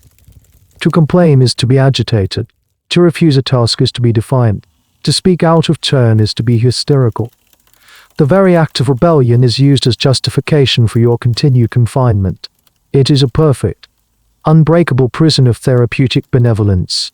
And the only way out, you begin to understand, is not to fight the system, but to surrender to it so completely that they no longer see a reason to keep you. In the rigidly controlled environment of the Pines, conversation is a contraband commodity. It is discouraged during meals, forbidden during walks, and impossible during the long hours of silent occupation. And yet, it happens, in stolen moments, in hushed whispers in the corridors, in brief, frantic exchanges in the laundry room. You begin to learn the stories of the other women. You begin to assemble the fractured identities of the silent figures who walk the gravel paths alongside you. There is Chloe, a woman in her late 20s with haunted, intelligent eyes. You learn, in a whispered conversation while folding sheets, that she is a widow. Her husband died suddenly, and she was consumed by a grief so profound and so prolonged that her family deemed it unnatural. Her sorrow was an inconvenience, a disruption to the proper, forward-moving pace of life. So they sent her here, to a place where her grief could be managed, medicated, unmuted. Her diagnosis is not sorrow, it is melancholic hysteria. There is Miss Adelaide, a spinster in her 40s, a woman with a sharp, witty mind that you glimpse in the rare, sarcastic curl of her lip. Her crime: she inherited a small fortune from her father and chose to live independently. Managing her own finances and refusing all offers of marriage, she filled her home with books, hosted intellectual salons, and wrote scathing letters to the editor of the local newspaper.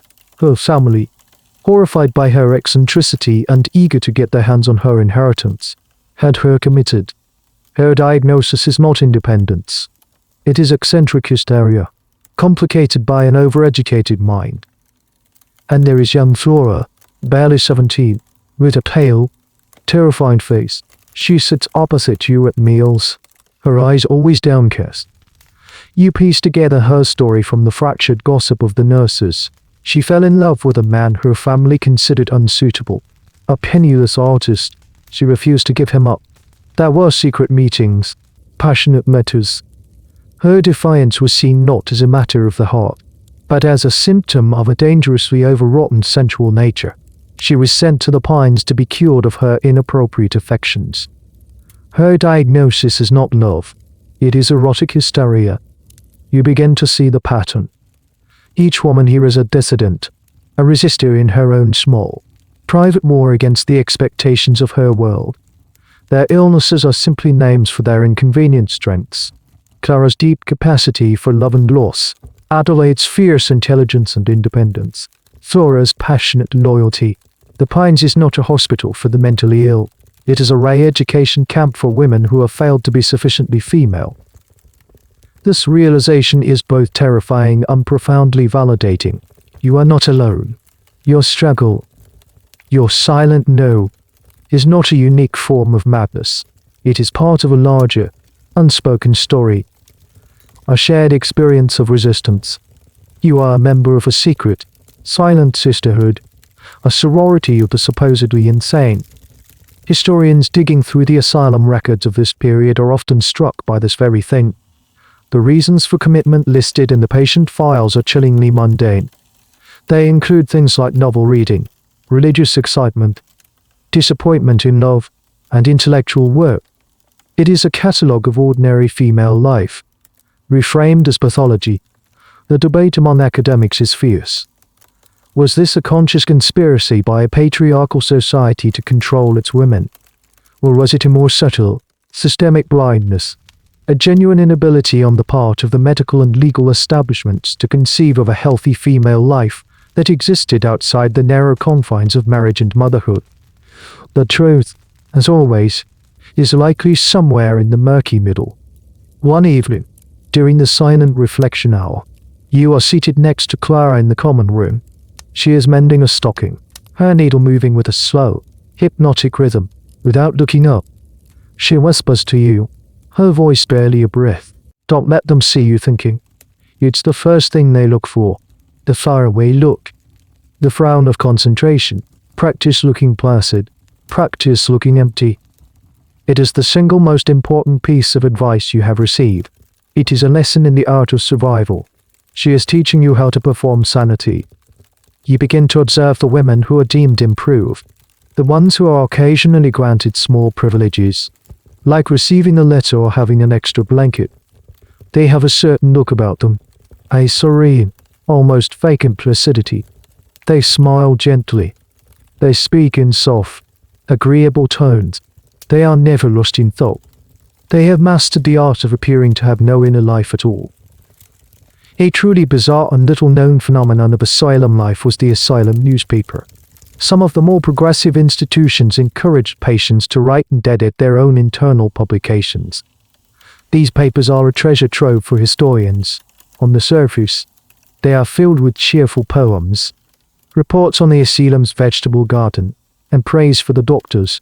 But reading between the lines, one can often find subtle, coded expressions of frustration, satire, and a desperate longing for the outside world.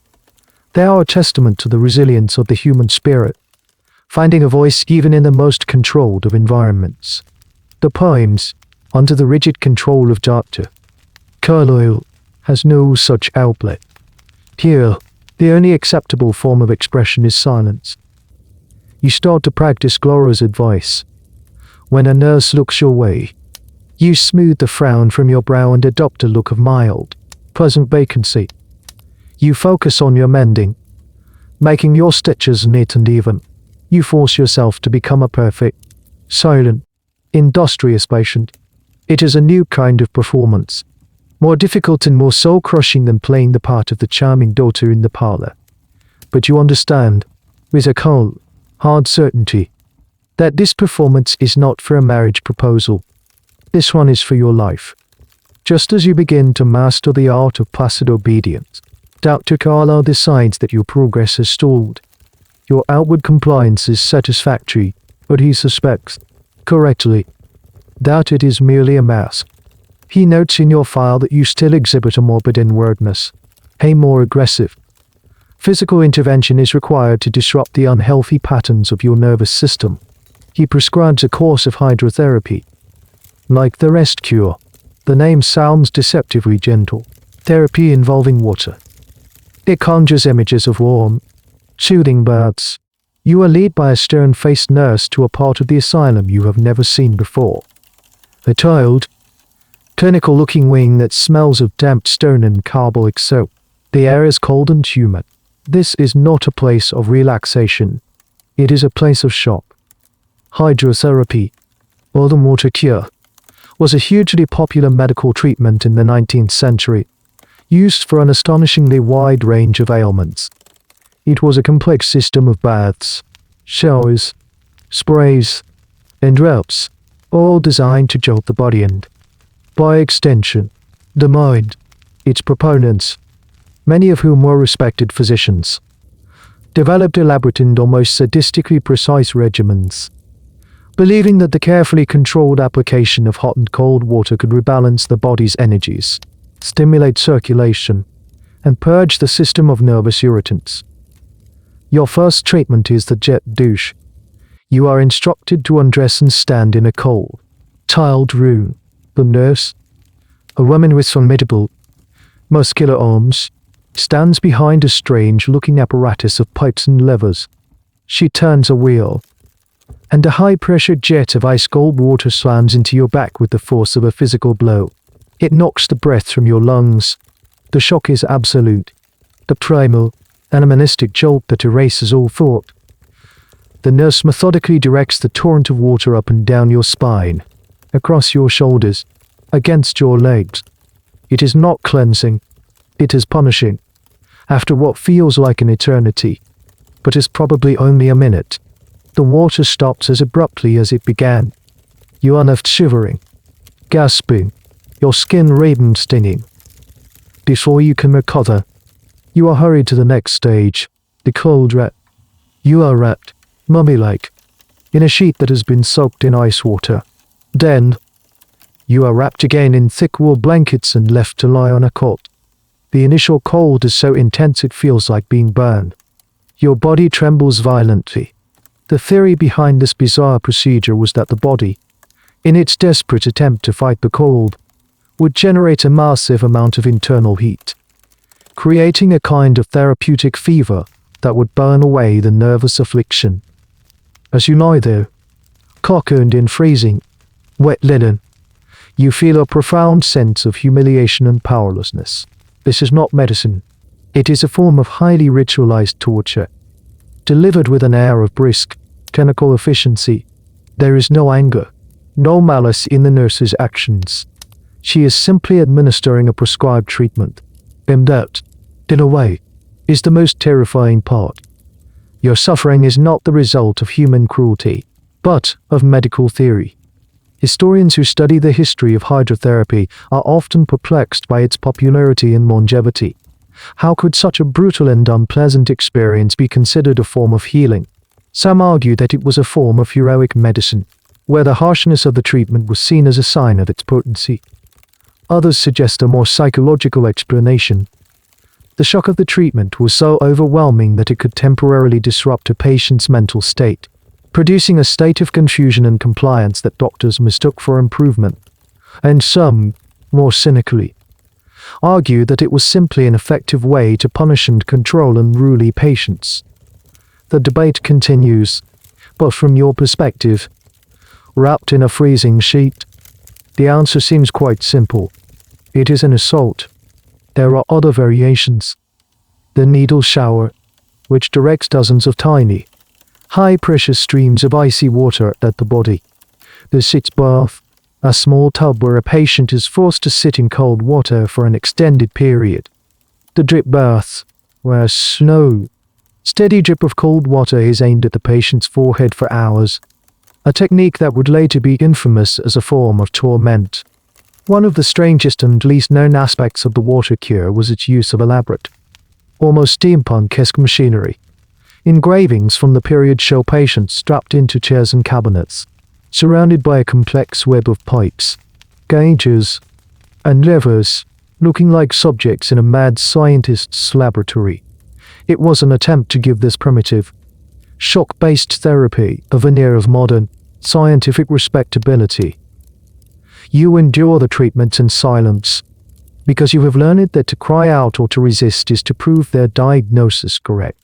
You retreat deep inside yourself, to a small, quiet place in your mind that the water cannot touch. You focus on the feeling of your own breathing, on the slow, steady beat of your heart. You separate your mind from your body. The body can be shocked, wrecked, and humiliated, but the mind, your true self, remains inviolate, a silent, watchful prisoner.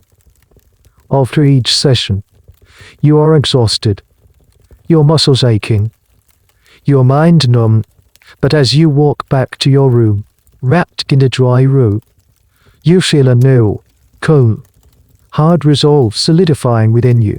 They can shock your body, they can drug your mind, but they will not break your spirit. The water cure, intended to shatter your resistance, is instead tempering it into something as hard and cold as the water itself. After several weeks of the brutal water cure, Dr. Carlyle, ever the innovator, decides that your stubborn case of hysteria requires an even more modern, more scientific approach. The asylum has recently acquired a brand new, state-of-the-art therapeutic device, a marvel of the modern age. He prescribes a course of electrotherapy. The very word sends a tremor of a new kind of fear through you. Electricity is a mysterious and powerful force in your world. It is the stuff of lightning, or scientific spectacle, or the telegraph that clicks out messages from distant continents. It is magic, barely tamed by science, and the idea of it being applied to your own body is deeply unsettling. You are led to drive Carlyle's private study, a room you have never been in before. It is lined with books, and in the center, on a large mahogany table, sits the machine. It is a beautiful and intimidating object. It is made of polished brass and ebonized wood, with intricate coils of copper wire, glass cylinders, and a series of gleaming dials and switches. A hand crank protrudes from one side. It looks less like a medical instrument and more like something from a fantasy novel, a device for communing with other worlds. This is the era of frankenization, or static electricity treatment, a fad that has captivated the medical establishment. Building on the early experiments of Benjamin Franklin, doctors believe that nervous diseases are caused by an imbalance of the body's natural electrical fluids, hysteria. They theorize, is a state of nervous energy deficit. The machine is designed to replenish this energy, to recharge the body like a battery. Dr. Carlyle explains the procedure with the enthusiastic pride of a showman unveiling his greatest trick, a truly remarkable device. He says, patting the machine's polished surface, it allows us to deliver a gentle, restorative flow of electrical fluid directly into the nervous system. It stimulates the sluggish organs, invigorates the mind, and restores the body's harmonious electrical balance. You are instructed to sit on an insulated chair with glass legs. A nurse then places a polished brass electrode, connected to the machine by a silk-covered wire, against the back of your neck. Another is placed in your hand. Dr. Carlyle turns to the machine and begins to turn the crank. The machine whirs to life with a low, humming sound. You can hear the faint crackle of static electricity building within its glass cylinders. A strange, metallic smell, the smell of ozone, fills the air. You grip the arms of the chair, your body tensing for the expected shock. But the shock doesn't come. Instead, you feel a bizarre tingling sensation spread from the electrode at your neck. A pins and needles feeling that makes the hair on your arm stand on end. As Dr. Carlyle cranks faster, the sensation intensifies. He then takes another electrode, a pointed brass rod, and begins to draw sparks from your body. He touches it to your arm, and a tiny, snapping blue spark jumps the gap. He touches it to your forehead, and you see a flash of light behind your closed eyes. It is not painful, not in the way the water cure was. It is profoundly, deeply strange.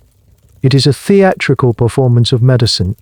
Dr. Carlyle is not just treating you, he is demonstrating his mastery over the invisible forces of nature. Historians looking back at the age of electrotherapy are fascinated by its theatricality. Public demonstrations were common, where a doctor would use the machine to make a patient's hair stand on end, or to light up a gas filled tube by touching it to their body. Was it medicine, or was it a magic show? The academic debate often centers on the placebo effect. Did patients feel better simply because they were the focus of such an impressive and dramatic ritual, presided over by an authoritative man of science? It's impossible to know for sure, but the power of suggestion was undoubtedly a huge part of the cure. A lesser-known and far more bizarre application of electrotherapy was the electric bath. A patient would sit in a tub of water while a mild current was passed through it. Even stranger were electric corsets and electric belts, garments woven with wires and small batteries, sold to the public as a way to constantly bathe the body in a gentle, healing current of electricity. It was a time of wild experimentation, where the line between genuine therapeutic inquiry and outright quackery was almost invisible. Dr. Carlyle, for his part, is a true believer. He moves the electrodes around your body with the focused intensity of an artist, targeting what he calls the sluggish nerve centers. He places them on your temples to clear your mental fog, on your abdomen to soothe your agitated womb, and along your spine to strengthen your nerve force. You endure the strange tingling, the snapping spark, the faint smell of ozone. You play your part in his scientific theater. You are the passive subject, the disordered body being brought back into harmony by the power of his magnificent machine. You know, with a certainty that has nothing to do with science, that this is not healing you, it is just another act in the long, elaborate play of your supposed madness. But you also notice something else. During the procedure, Dr. Carlyle is so focused on his machine, so caught up in the drama of the treatment, that his usual, watchful guard is down. He is talking, almost to himself, about his theories, about the wonders of electricity, and in his self-important monologue, you hear the language of his beliefs, the architecture of the prison he has built for you, and you understand, with a new clarity, that to escape, you must learn to speak his language.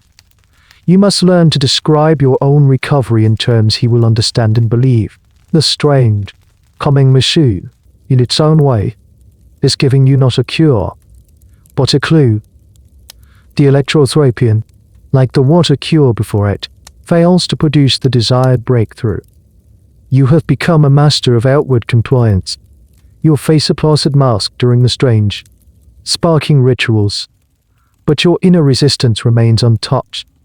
Dr. Carlyle, growing impatient, decides it is time for the final, most direct, and most infamous treatment for stubborn female hysteria. He prescribes the pelvic massage. This is the great, uncomfortable secret of Victorian medicine, a practice so bizarre to modern sensibilities that it's often treated as a historical joke or a footnote. But in your time, it is a routine, if discreetly practiced, medical procedure. You are taken not to the hydrotherapy wing or the doctor's study, but to a small, private examination room, furnished only with a high, leather-covered couch and a small table of instruments. The nurse who accompanies you is older, her face a professional blank. The theory behind the treatment is a direct descendant of the ancient wandering womb hypothesis. The doctors of your era, including the most respected neurologists in London and Paris, believe that the nervous tension and emotional chaos of hysteria are caused by a kind of congestion or engorgement in the female pelvic region. The cure, they reason, is to manually stimulate the area to induce a hysterical paroxysm. This paroxysm, which a later, more candid century will easily identify for what it is seen as a purely physical, therapeutic release. It is a neurological event, like a sneeze or a muscle spasm, that purges the nervous system of its excess energy, relieving the patient of her symptoms and restoring her to a state of calm. The procedure is entirely clinical, entirely non-sexual in the minds of the physicians who perform it. It is a mechanical task, like lancing a boil or setting a bone. Dr. Carlyle enters the room, his demeanor one of brisk, medical detachment. He does not meet your eyes. He speaks to the nurse in low, clinical tones. You are instructed to lie on the couch. The procedure is a profound violation, a deep and unsettling intrusion into the most private part of your being. But it is performed with a chilling lack of emotion. Dr. Carlyle's touch is firm, methodical, and entirely impersonal. He is a mechanic, working on a malfunctioning piece of biological machinery. As he works, he maintains a running commentary, not to you, but for the record, as if dictating notes for a medical journal. Patient exhibits classic signs of pelvic congestion. Response to manual stimulation is initially sluggish. Uterine ligaments are tense. He is narrating the dismantling of your final boundary, translating it into the cold, objective language of his science. Historians who study this practice are faced with a profound and troubling question. How could an entire generation of medical professionals engage in this procedure without acknowledging its true nature? The answer is complex. It speaks to the incredible power of medical authority to define and interpret reality. It also points to the almost complete desexualization of the female body within the Victorian medical imagination. A woman on the examination table was not a person. She was a collection of organs, a biological system to be managed. The idea that a woman could have her own desires or responses, separate from her reproductive function, was a concept that simply did not exist within their framework. The procedure is not brief. It is a slow, laborious, and for the doctor, often physically exhausting task. In fact, the sheer tedium and effort involved in manually inducing these paroxysms in his female patients is what famously led one physician, years later, to invent a certain steam-powered, and later electric, personal device to make his job easier. The invention was marketed as a legitimate medical tool, a labor-saving device for the busy modern doctor treating hysteria. This is one of those historical facts that is so strange, so perfectly illustrative of an era's blind spots, that it sounds like fiction.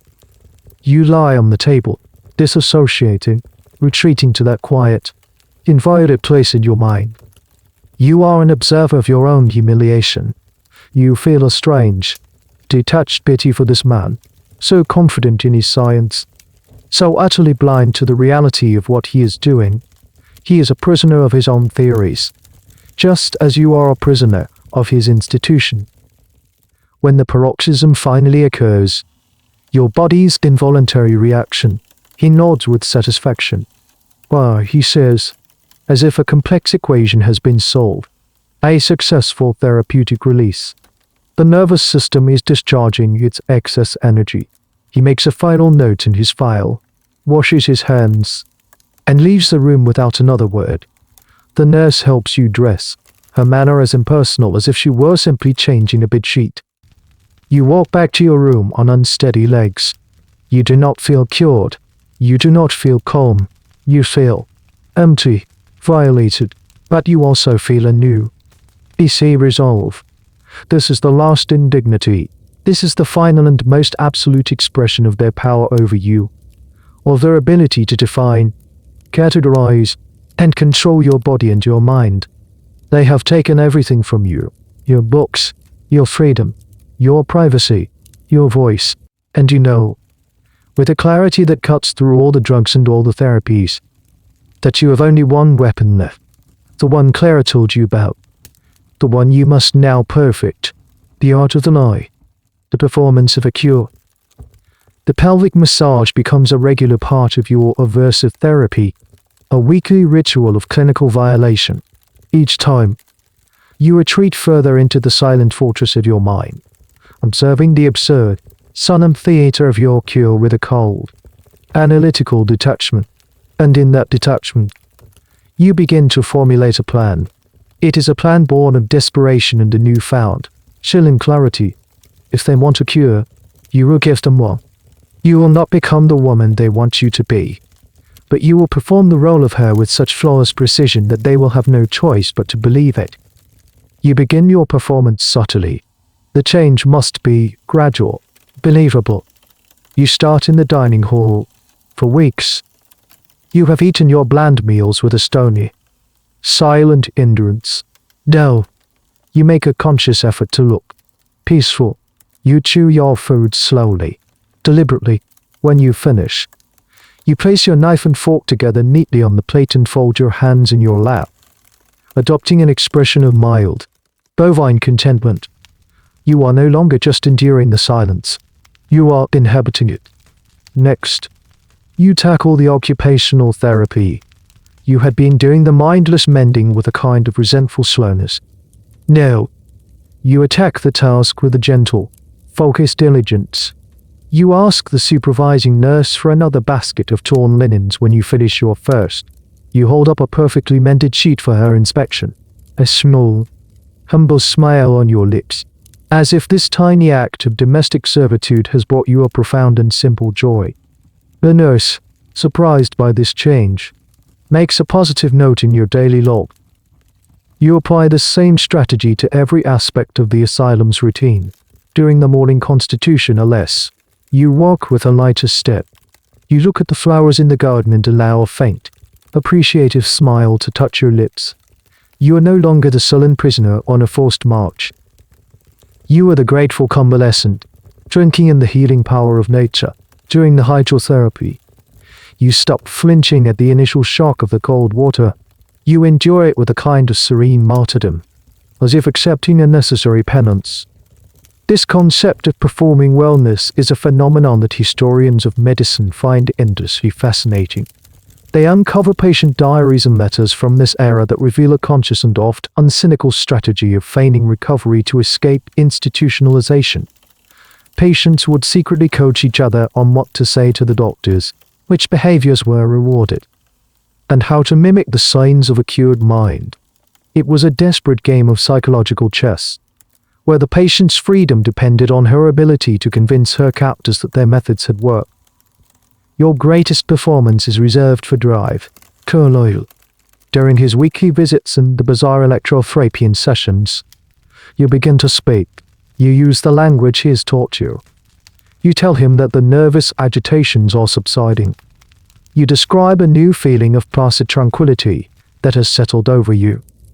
You confess that your previous defiance was a symptom of your illness, a cloud of fancy that is now, thanks to his brilliant care, begun to lift. I see now, doctor, you say one afternoon, your voice soft and full of faint revelation, that my desire for Inappropriate knowledge was an unhealthy excitement for a female mind. I find a much deeper peace now in simple, quiet tasks. He looks at you, his sharp, analytical eyes searching your face for any sign of deception. You meet his gaze with an expression of pure, doe-eyed sincerity. You are giving him exactly what he wants to hear. You are not just recovering. You are validating his entire worldview, confirming the genius of his methods. His ego is a powerful and unwitting ally in your deception. A particularly bizarre, and for you, useful, aspect of asylum culture was the belief in lucid intervals. Doctors acknowledged that even the most disturbed patients could have moments, or even days, of apparent sanity. The challenge was to distinguish a genuine recovery from a fleeting lucid interval. This is where your slow, gradual performance is so crucial. A sudden, miraculous recovery would be suspect, but a slow, steady improvement, week by week, punctuated by occasional, minor lapses that you carefully stage, a moment of quiet tearfulness, a brief loss of appetite. This is a narrative of recovery that a doctor can believe in. The final, and most difficult, part of your performance is during the pelvic massages. You learn to feign the paroxysm more quickly, more readily. You learn to follow it with a sigh of manufactured relief, to thank him in a small, weak voice for the calm it has brought you. It is the most profound and soul-crushing lie you have ever had to tell, a violation of the self that is deeper than the physical act itself. But you do it, because you know it is the key to your freedom. Slowly, painstakingly, you are building a new character. You are creating the perfect cured hysteric. She is calm. She is quiet. She is grateful. She is obedient. She is utterly, completely, and flawlessly sane, according to their definition. And inside this hollow, smiling door, the real you waits, silent, watching, and planning her escape. Amidst the calculated artifice of your performance, something real and unexpected happens. It is a small moment, easily overlooked, but it lands in the sterile, controlled environment of the pines with the force of a revelation. It is a moment of simple, human kindness. It comes from a new nurse, a young Irish girl named Maeve. She is different from the others, the older nurses, like the formidable Mrs. Gables from your home, are hardened professionals. They move with a brisk, impersonal efficiency. Their faces set in masks of detached authority. They are extensions of the asylum's rules, enforcers of its schedule. But Maeve has not yet learned to extinguish the empathy in her eyes. She is assigned to your wing, and one of her duties is to bring the morning trays.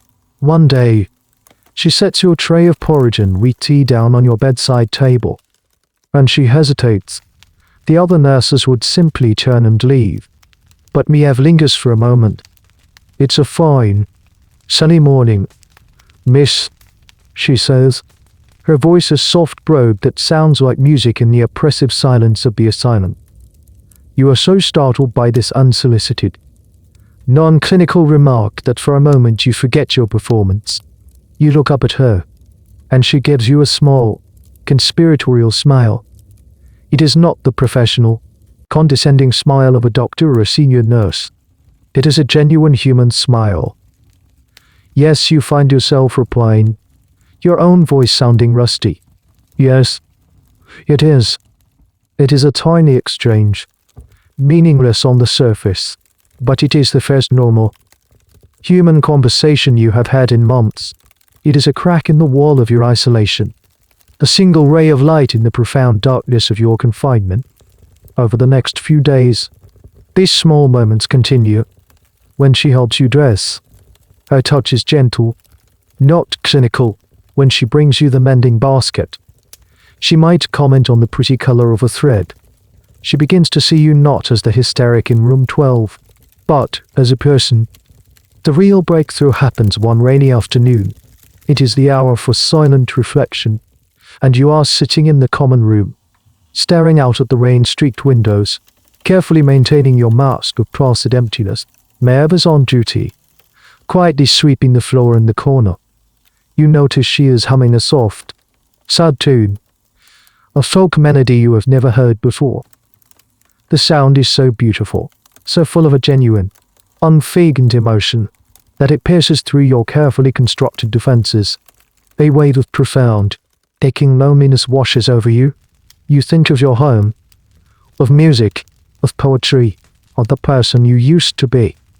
And without your permission, a single tear escapes and rolls down your cheek.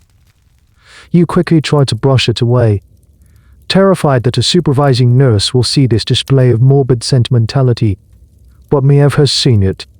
She puts down her broom and walks over to you. She doesn't say anything. She simply places a hand on your shoulder, a light, low, comforting pressure. She stands there for a moment, a silent, human shield between you and the cold, watchful eyes of the institution. And then she gives your shoulder a gentle squeeze and moves away, resuming her sweeping as if nothing has happened. This small, silent gesture of solidarity is everything. It is an acknowledgement of your suffering. It is a recognition of your humanity. It reminds you, with a startling, painful clarity, of the person you were before the diagnosis, before the cures, before the performance began. It reminds you that the real you is still in there, buried beneath the layers of lies. Historians often struggle to find evidence of these moments, the official records of asylums, the patient files, the doctor's notes, the annual reports, are a story of diagnosis and treatment, of rules and regimens. They are relentlessly clinical. The patient's voice is almost always absent, but occasionally, in a letter smuggled out, or in a memoir written years later, these other stories emerge. Stories of secret friendships between patients, of small kindness from a sympathetic nurse, of a shared glance that said, "I see you. I know this is wrong." These fragments are precious because they paint a more complex, more human picture of asylum life. They remind us that even in the most oppressive systems, the human impulse for connection and empathy can survive. One of the more curious, and now forgotten, debates of the era was about the moral character of asylum nurses. Some doctors argued that nurses should be stern, unyielding figures of authority, to prevent patients from manipulating them. Others, from the moral treatment school, argued for kindness and compassion, believing that a gentle hand was a key part of the cure. This debate reveals a fundamental uncertainty about the nature of their patients. Were they sick people in need of care, or deviant people in need of control? The answer you received usually depended on which nurse was on duty. Mia's kindness gives you a new kind of strength. Your performance had been fueled by a cold, hard desperation. Now, it is fueled by something else, a fierce, protective love for the person she saw, the person who was still capable of shedding a real tear. You are no longer just fighting to escape. You are fighting to reclaim the self you had almost forgotten. Your performance of wellness is becoming a masterpiece. Dr. Carlyle is beginning to speak of you as one of his success stories. He proudly points you out to visiting physicians as a textbook case of hysteria, brought back from the brink by a regimen of modern, scientific therapies. Your placid demeanor, your diligent work on the mending pile, your grateful, submissive attitude. It is all working. The possibility of release, once an impossible dream, is starting to feel like a tangible, achievable goal. But then, you overhear a conversation that chills you to the bone and reminds you just how precarious your situation is. It happens in the hydrotherapy wing. You are lying in the cold rat, the shivering having subsided into a numb entrance. Through the thin wall of the treatment room, you can hear Drive, Carlyle speaking with another doctor, a visitor he is showing around the facility. Their voices are low and clinical, but the acoustics of the tiled, echoing room carry their words to you with a terrible clarity. They are discussing another patient, a woman named Mrs. Albright, from the room down the hall. You know her by sight, a fiery, defiant woman with sharp, intelligent eyes who has refused to be broken by the asylum's regimen. She argues with the nurses. She refuses the treatments. She is In the asylum's terms, a hopeless case. Her husband is at his wit's end. You hear the visiting doctor say, he asks if there are any other options. No, permanent ones. There is a pause. Then Dr. Carlyle, less smooth, authoritative voice replies, indeed, when all other therapies have failed, we must consider the root of the problem. In these intractable cases, the irritation often originates in the ovaries. An unnatural excitability, the science is still new. But some of the most forward-thinking surgeons in London and America are achieving remarkable results. Remarkable? The visitor asks.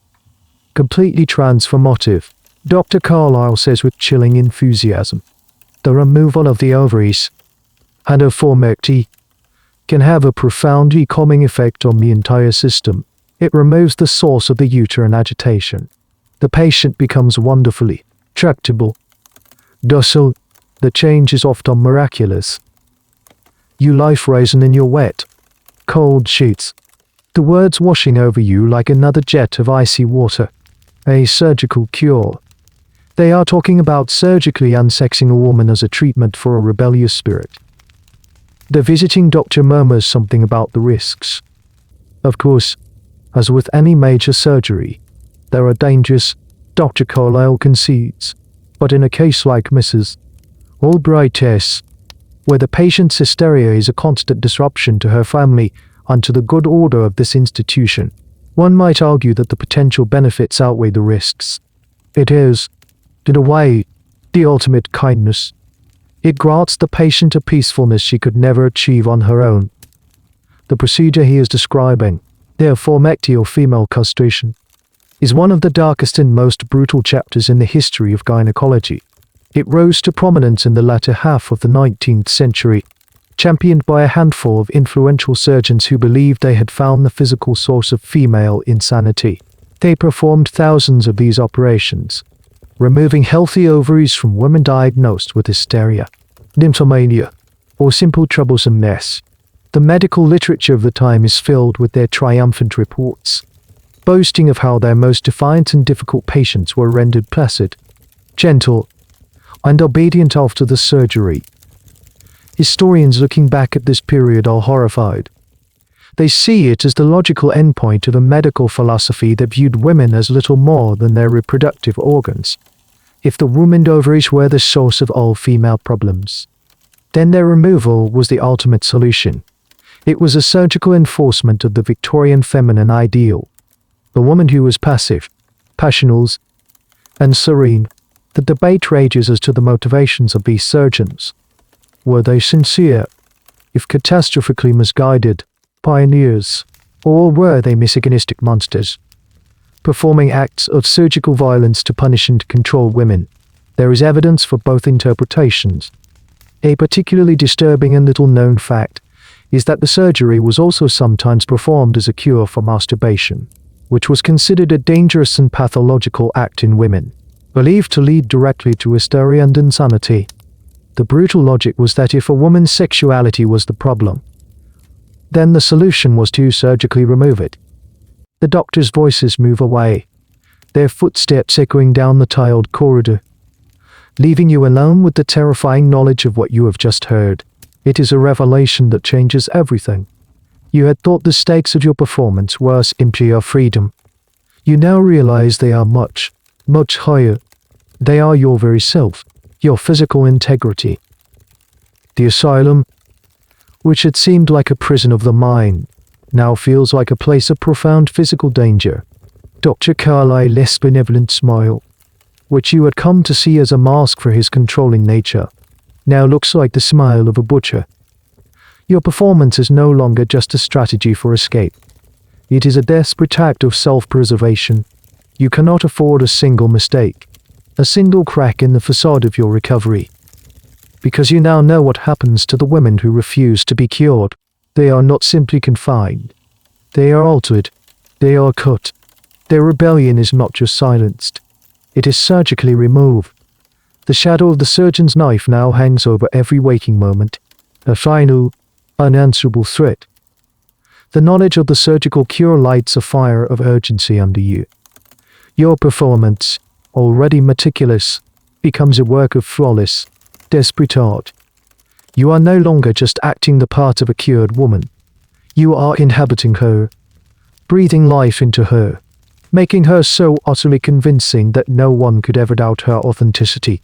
You are quiet. You are helpful. You are serene. You are a ghost of yourself, but a beautifully crafted one. After 2 months of this unwavering performance, you feel the tide begin to turn. The nurses treat you with a less watchful, more trusting attitude.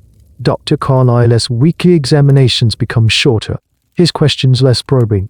He is beginning to believe his own success story.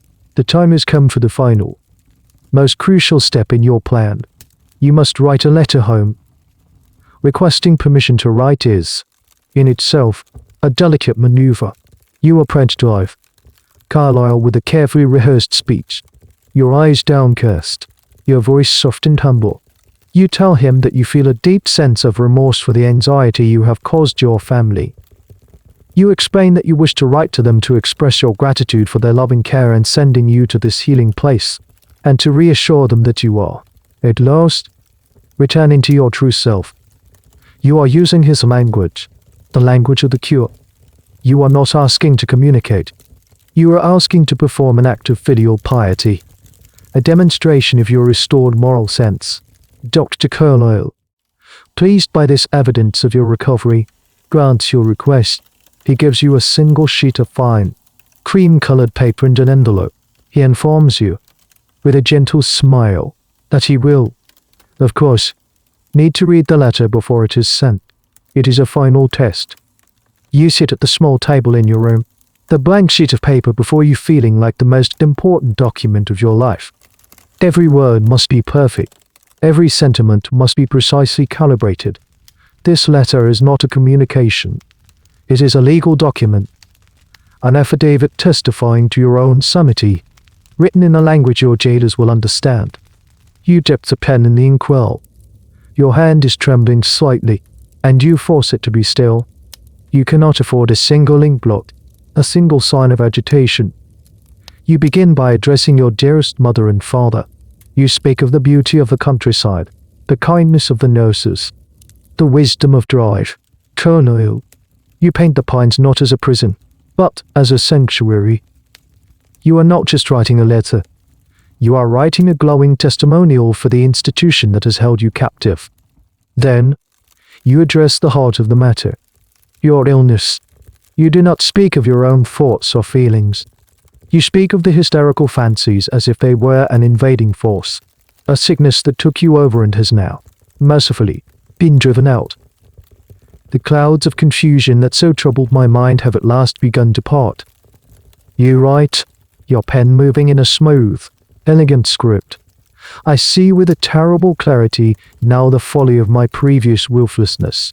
It was not I who spoke those selfish, ungrateful words, but the illness that had taken root in my spirit, thanks to the good doctor's care, and the peaceful, orderly life here. I am beginning to feel the return of my old, happy, and dutiful self. It is a masterpiece of self-abnegation. You are erasing yourself, your true thoughts, your legitimate rebellion, and replacing it with a narrative of sickness and recovery that they will find both believable and deeply satisfying. Historians who study letters sent from asylums face this same challenge. They must learn to read these texts not as straightforward accounts, but as complex, layered performances. They look for the subtle codes, the gaps, the things left unsaid. A letter that is too cheerful, too full of praise for the institution, is often the most tragic of all. For it is the letter of a person who has learned that the only way to be heard is to say what their captors want to hear. The authenticity of the patient's voice is a constant, haunting question. How can we ever know what they truly thought or felt, when their every word was subject to censorship and interpretation? The most difficult part of the letter is addressing the subject of Mr. Abernathy. This requires the most delicate touch. To ignore him would be suspicious. To embrace the marriage proposal now would seem a sudden reversal. You find a middle path. I have also thought a great deal about Mr. Abernathy. You're right. Choosing your words with the care of a poet. I was not myself when we met. Should he still be of a mind too? Think of me. I would be honored to receive him again, upon my return, and to greet him with the clear mind and grateful heart that I now possess. It is not a yes. It is an invitation to begin again. It is a gesture of submission. A signal that the defiant daughter has been vanquished and the obedient one has returned. It is a promise that you will play your part. You finish the letter. Yet your loving and dutiful daughter, and fold it carefully. You read it over one last time. It is a document of utter and complete surrender, a perfect lie. You hand it to the nurse, who takes it to drive. Colonel, you do not know that one of the strangest, most specific historical artifacts that survives from some asylums are these very letters, saved in patient files, copied into ledgers. They exist in archives, silent testimonies to these desperate, life-or-death performances. You wait. The hours tick by. Finally, in the evening, Dr. Carlyle summons you to his office. The letter is on his desk. He is smiling. My dear child, he says, his voice warm with paternal pride. This is the letter I have been waiting for. This is the voice of your true self. You have made a remarkable recovery. I believe it is time to write to your father and tell him he may come and take you home. The day of your release is a study in quiet, understated ceremony. Your father arrives in the family carriage, looking older and more careworn than you remember. He greets Carlyle with a solemn handshake, a transaction of gratitude and payment taking place between them. You are presented to him, not as a prisoner being freed, but as a precious, fragile object being returned to its rightful owner after a delicate repair. You play your part to the very end. You thank Dr. Carlyle with a soft, respectful curtsy. You thank the nurses who supervised your every move. You even manage a small, grateful smile. You are the model of a successfully cured patient, a testament to the wonders of modern therapeutic science. As you climb into the carriage, you catch a final glimpse of the pines. The afternoon sun glints on its many windows, making it look for all the world like a grand and benevolent country hotel. Only you know the truth of the cold water and the humming machines and the silent, desperate sisterhood within its beautiful stone walls. The journey home is quiet. Your father does not press you with questions. He treats you with a gentle, cautious solicitude, as one might handle a piece of porcelain that has been recently mended. He speaks of small, neutral things. The weather, the state of the roads, a piece of city news. You are grateful for the silence. You need time to dismantle the character you have been playing for months, and to rediscover the shape of your own, real self. Arriving home is a surreal experience. The house is exactly as you left it. The same heavy velvet curtains, the same scent of beeswax and coal smoke, the same grandfather clock in the hall. Its tick-tock of steady, implacable heartbeat. It is the scene of your first rebellion, the gilded cage you once longed to escape. And now, you have been returned to it. Your mother greets you in the parlor. She embraces you, her touch light and uncertain. Her eyes are searching your face, looking for signs of the old, difficult daughter. She is looking for reassurance that you have truly been changed, that the problem has been solved. You give her that reassurance. You are calm. You are quiet. You speak in gentle, measured tones. You admire the new needlepoint she has been working on. You ask about the health of a cousin. You perform the role of the dutiful, untroubled daughter she's always wanted. And you see the tension in her shoulders begin to relax. She believes the cure has worked. Life resumes its old patterns, but with a crucial difference. Before, you were a participant in the rituals of the house. Now, you are an observer. You have seen the hidden machinery that keeps this perfect, ordered world running. You have seen the consequences for those who refuse to play their part. You understand the rules of the game in a way you never did before. This experience of returning home, of navigating the world after a period of institutionalization, is a little studied aspect of a patient's journey. Historians can find the records of admission and discharge, but the story of what happened after is often lost. Did the cured patient truly reintegrate? Did the family dynamics change? For many women, release from the asylum was not an end to their ordeal, but the beginning of a new, more subtle form of confinement. They were often watched for any sign of relapse, their every mood and opinion scrutinized for traces of the old illness. Mr. Abernathy is invited to tea again. The scene is an almost exact replica of his first visit. But this time, you are a different actress on the same stage. Use it with your back straight, your hands folded in your lap. You answer his dull, predictable questions with a serene, agreeable smile. You pour the tea with a steady hand. You are perfect. You are a porcelain doll, and you do not have a single crack in your glaze. Yes, of course, charmed. He sees before him the ideal Victorian wife, beautiful, accomplished, and, most importantly, placid. He has no idea of the fierce, calculating mind that is watching him from behind your quiet eyes. He has no idea that your demure smile is the product of a brutal education in the arts of survival and deception. A strange and often overlooked detail of the time is the existence of post-asylum medical guides. These were books written by doctors, advising families on how to manage a relative who had returned from a mental institution. They were filled with instructions on maintaining a calm, unstimulating environment, on avoiding intellectual or emotional excitement, and on watching for the early warning signs of a relapse. These books essentially instructed families to turn the home into a miniature private asylum, with the mother or husband as the new, unpaid keeper. A few days after his visit, the expected letter arrives. Mr. Abernathy's father formally requests your hand in marriage for his son. Your father reads the letter aloud in the parlor, his voice full of satisfaction. The crisis is over. The ship of the family has been steadied and is back on its proper course. The damaged goods have been repaired and are now, finally, to be sold. He folds the letter and looks at you, a silent, expectant question in his eyes. Your mother holds her breath. This is the final test. You look at the two of them, your captors, your protectors, the authors of your suffering and the architects of your survival, and with the serene, gentle smile that you have perfected over months of agonizing practice, you give them the answer they have been waiting for. I would be honored. You say, your engagement to Mr. Abernathy is announced, and the great, grinding machinery of a society wedding begins to turn.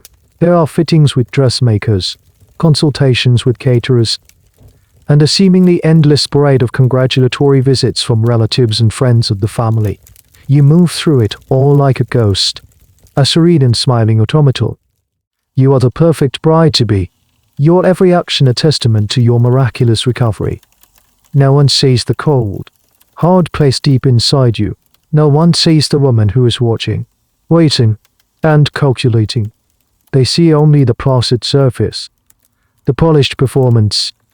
You have become so adept at playing the part of the cured hysteric that the role is now second skin. You and Mr. Abernathy have supervised courting visits, always in the parlor, always under the watchful eye of your mother. He speaks of the house he is having built for you, of the furniture he will purchase, of the respectable and orderly life you will lead. He is designing a new cage for you, a larger and more lavish one, but a cage nonetheless. You listen, you nod, you smile, and you agree. You agree to everything. And all the while, you are cultivating a secret, inner world. This becomes your true rebellion. They tried to extinguish your mind, to starve it and drug it and shock it into submission, but they failed. They merely taught you to hide it better. Late at night, when the house is silent and the weight of your performance can be set aside, you read.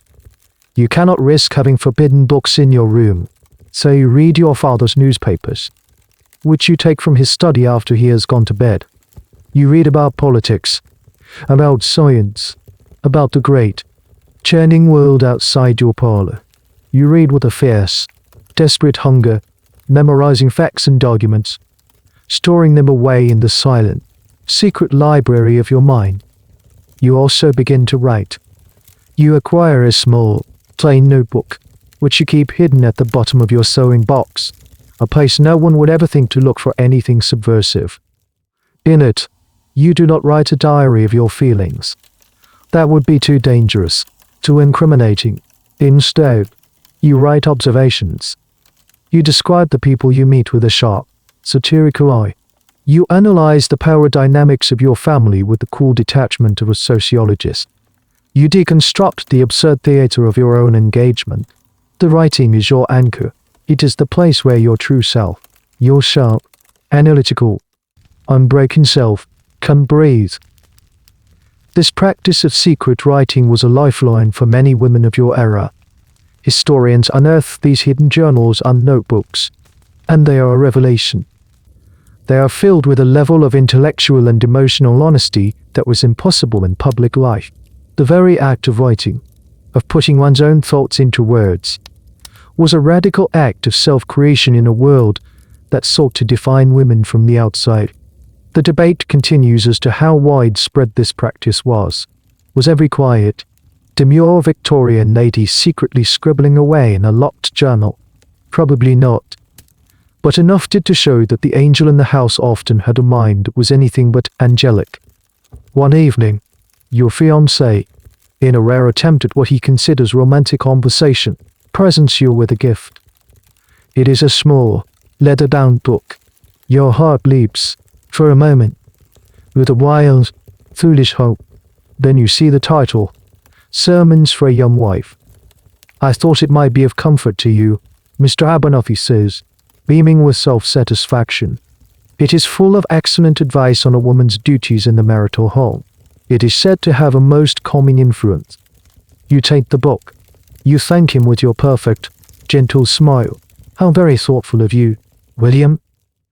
You say, your voice is soft murmur. Later that night, you will use its pages to press flowers from the garden. It is a small, silent act of defiance, invisible to everyone but you. It is in these tiny, secret rebellions that you keep your spirit alive. A strange and little-known cultural phenomenon of the time was the language of flowers, in a society where the direct expression of emotion was often taboo. People used the gift of specific flowers to convey complex messages. A red rose for love, of course, but also lavender for mistrust, or yellow carnations for disdain. It was a secret, coded language, used to communicate the things that could not be spoken aloud. You feel as though you are living in a similar code. Your placid smile, your agreeable nods, your diligent needlepoint, they are all flowers in a carefully arranged bouquet, a message of submission for the world to see. But your true feelings, like the meaning of a yellow carnation, are hidden in plain sight. You are learning a new kind of power, not the overt, masculine power of argument and action, but a subtle, hidden, resilient power. It is the power of observation, of endurance, of knowing that your mind is your own, a sovereign territory that no one can ever truly conquer. They have not cured you. They have tempered you. They have taken your restless, passionate spirit and forced you to forge it into something sharper, colder, and infinitely more dangerous, a secret intellect, hidden behind the perfect mask of conformity. The wedding day approaches, and you are ready. You are not walking to your doom. You are a spy, about to begin your most important mission, deep in enemy territory. The wedding day dawns, a pale, grey London morning. You are dressed in white silk and lace, a veil obscuring your face, transforming you into a symbolic figure of purity and submission. You are led to the church, a lamb being led to a very respectable, socially sanctioned altar. You play your part with flawless, serene grace. You say the vows. Your voice is soft, clear whisper in the cavernous silence of the church. You promise to love, to honor, and, Most importantly, to obey. The words feel like ash in your mouth, but you deliver them with perfect sincerity. You are Mrs. Abernathy. You have a new name, a new house, a new role to play. Your husband's home is just as you expected it would be. A larger, newer, more fashionable version of your father's house.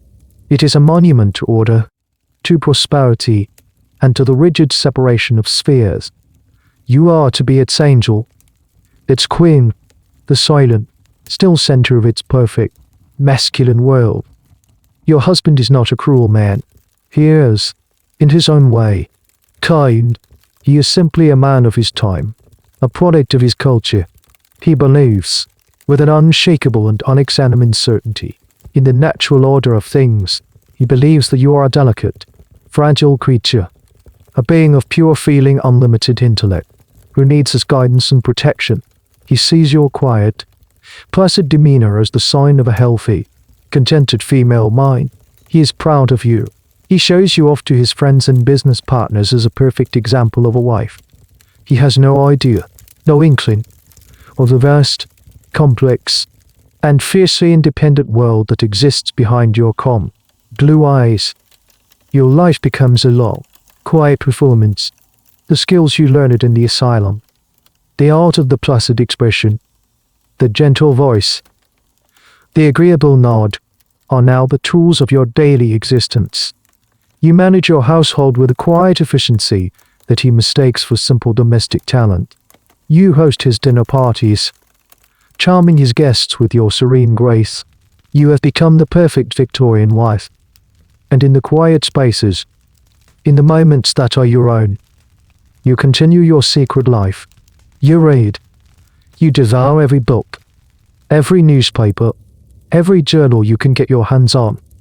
You become an expert on politics, on finance, on the scientific discoveries that are changing the world. You learn to ask your husband seemingly innocent, wifely questions that get him to talk about his work, about the world of men.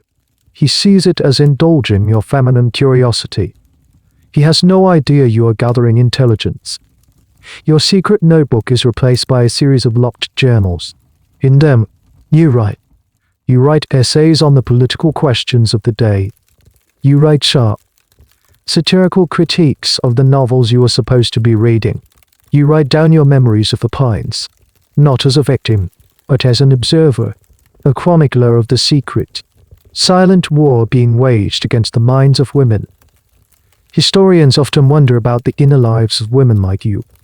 They see the public record, the census data, the marriage certificates, the portraits of demure women in stiff dresses, and they struggle to imagine the minds behind the masks. They ask, did these women truly believe in the ideology that confined them? Or did they, like you, live lives of quiet, desperate, and brilliant duplicity? The answer, of course, is that both were true. Many women internalized the ideals of their time, but many others, whose stories are harder to find, fought back in the only ways they could, with silence, with cunning, and with a secret, unquenchable intellectual life. You reflect, sometimes, on the word that was used to condemn you, hysteria, from the Greek womb. Hey, wandering womb. It was a diagnosis that sought to reduce you to your biology, to root all your thoughts and feelings in the mysterious, unruly functions of your female body. But you have come to understand that your rebellion was never about your body. It was always about your mind. Your illness was not hysteria. Your illness, in their eyes, was intelligence. It was ambition. It was a longing for a life larger than the one they had designed for you. A final, strange, and poignant historical detail is the eventual decline of the diagnosis of hysteria by the early 20th century. With the rise of new psychological theories like those of Freud, and with the slow, inexorable march of women into public life, the diagnosis began to fall out of fashion. It was replaced by new words, new categories, but the underlying idea, the suspicion of the female mind, the tendency to pathologize women's anger and frustration, did not disappear. It simply changed its name. Historians are still tracing the echoes of your diagnosis, the ghost of the wandering room, as it haunts the medical and cultural landscapes of the modern world. You will never have the life you dreamed of, the life of a scholar, an artist, a free and independent mind. That path was closed to you from the moment you were born. But you have forged a different kind of life, a life of secret, profound, and defiant freedom. You are a prisoner. Yes, but you are a prisoner who has memorized the layout of the entire fortress, who understands the minds of her jailers better than they understand themselves, and who has, in the deepest, most essential way, refused to be broken. You sit in your perfect parlor, a book of sermons open but unread in your lap, a quiet, enigmatic smile on your face, and you wait. For what? You do not know, but you know that you are a survivor, and your mind, that secret, burning star, is entirely, and forever, your own. And so, the story of your quiet, hidden rebellion comes to its gentle close.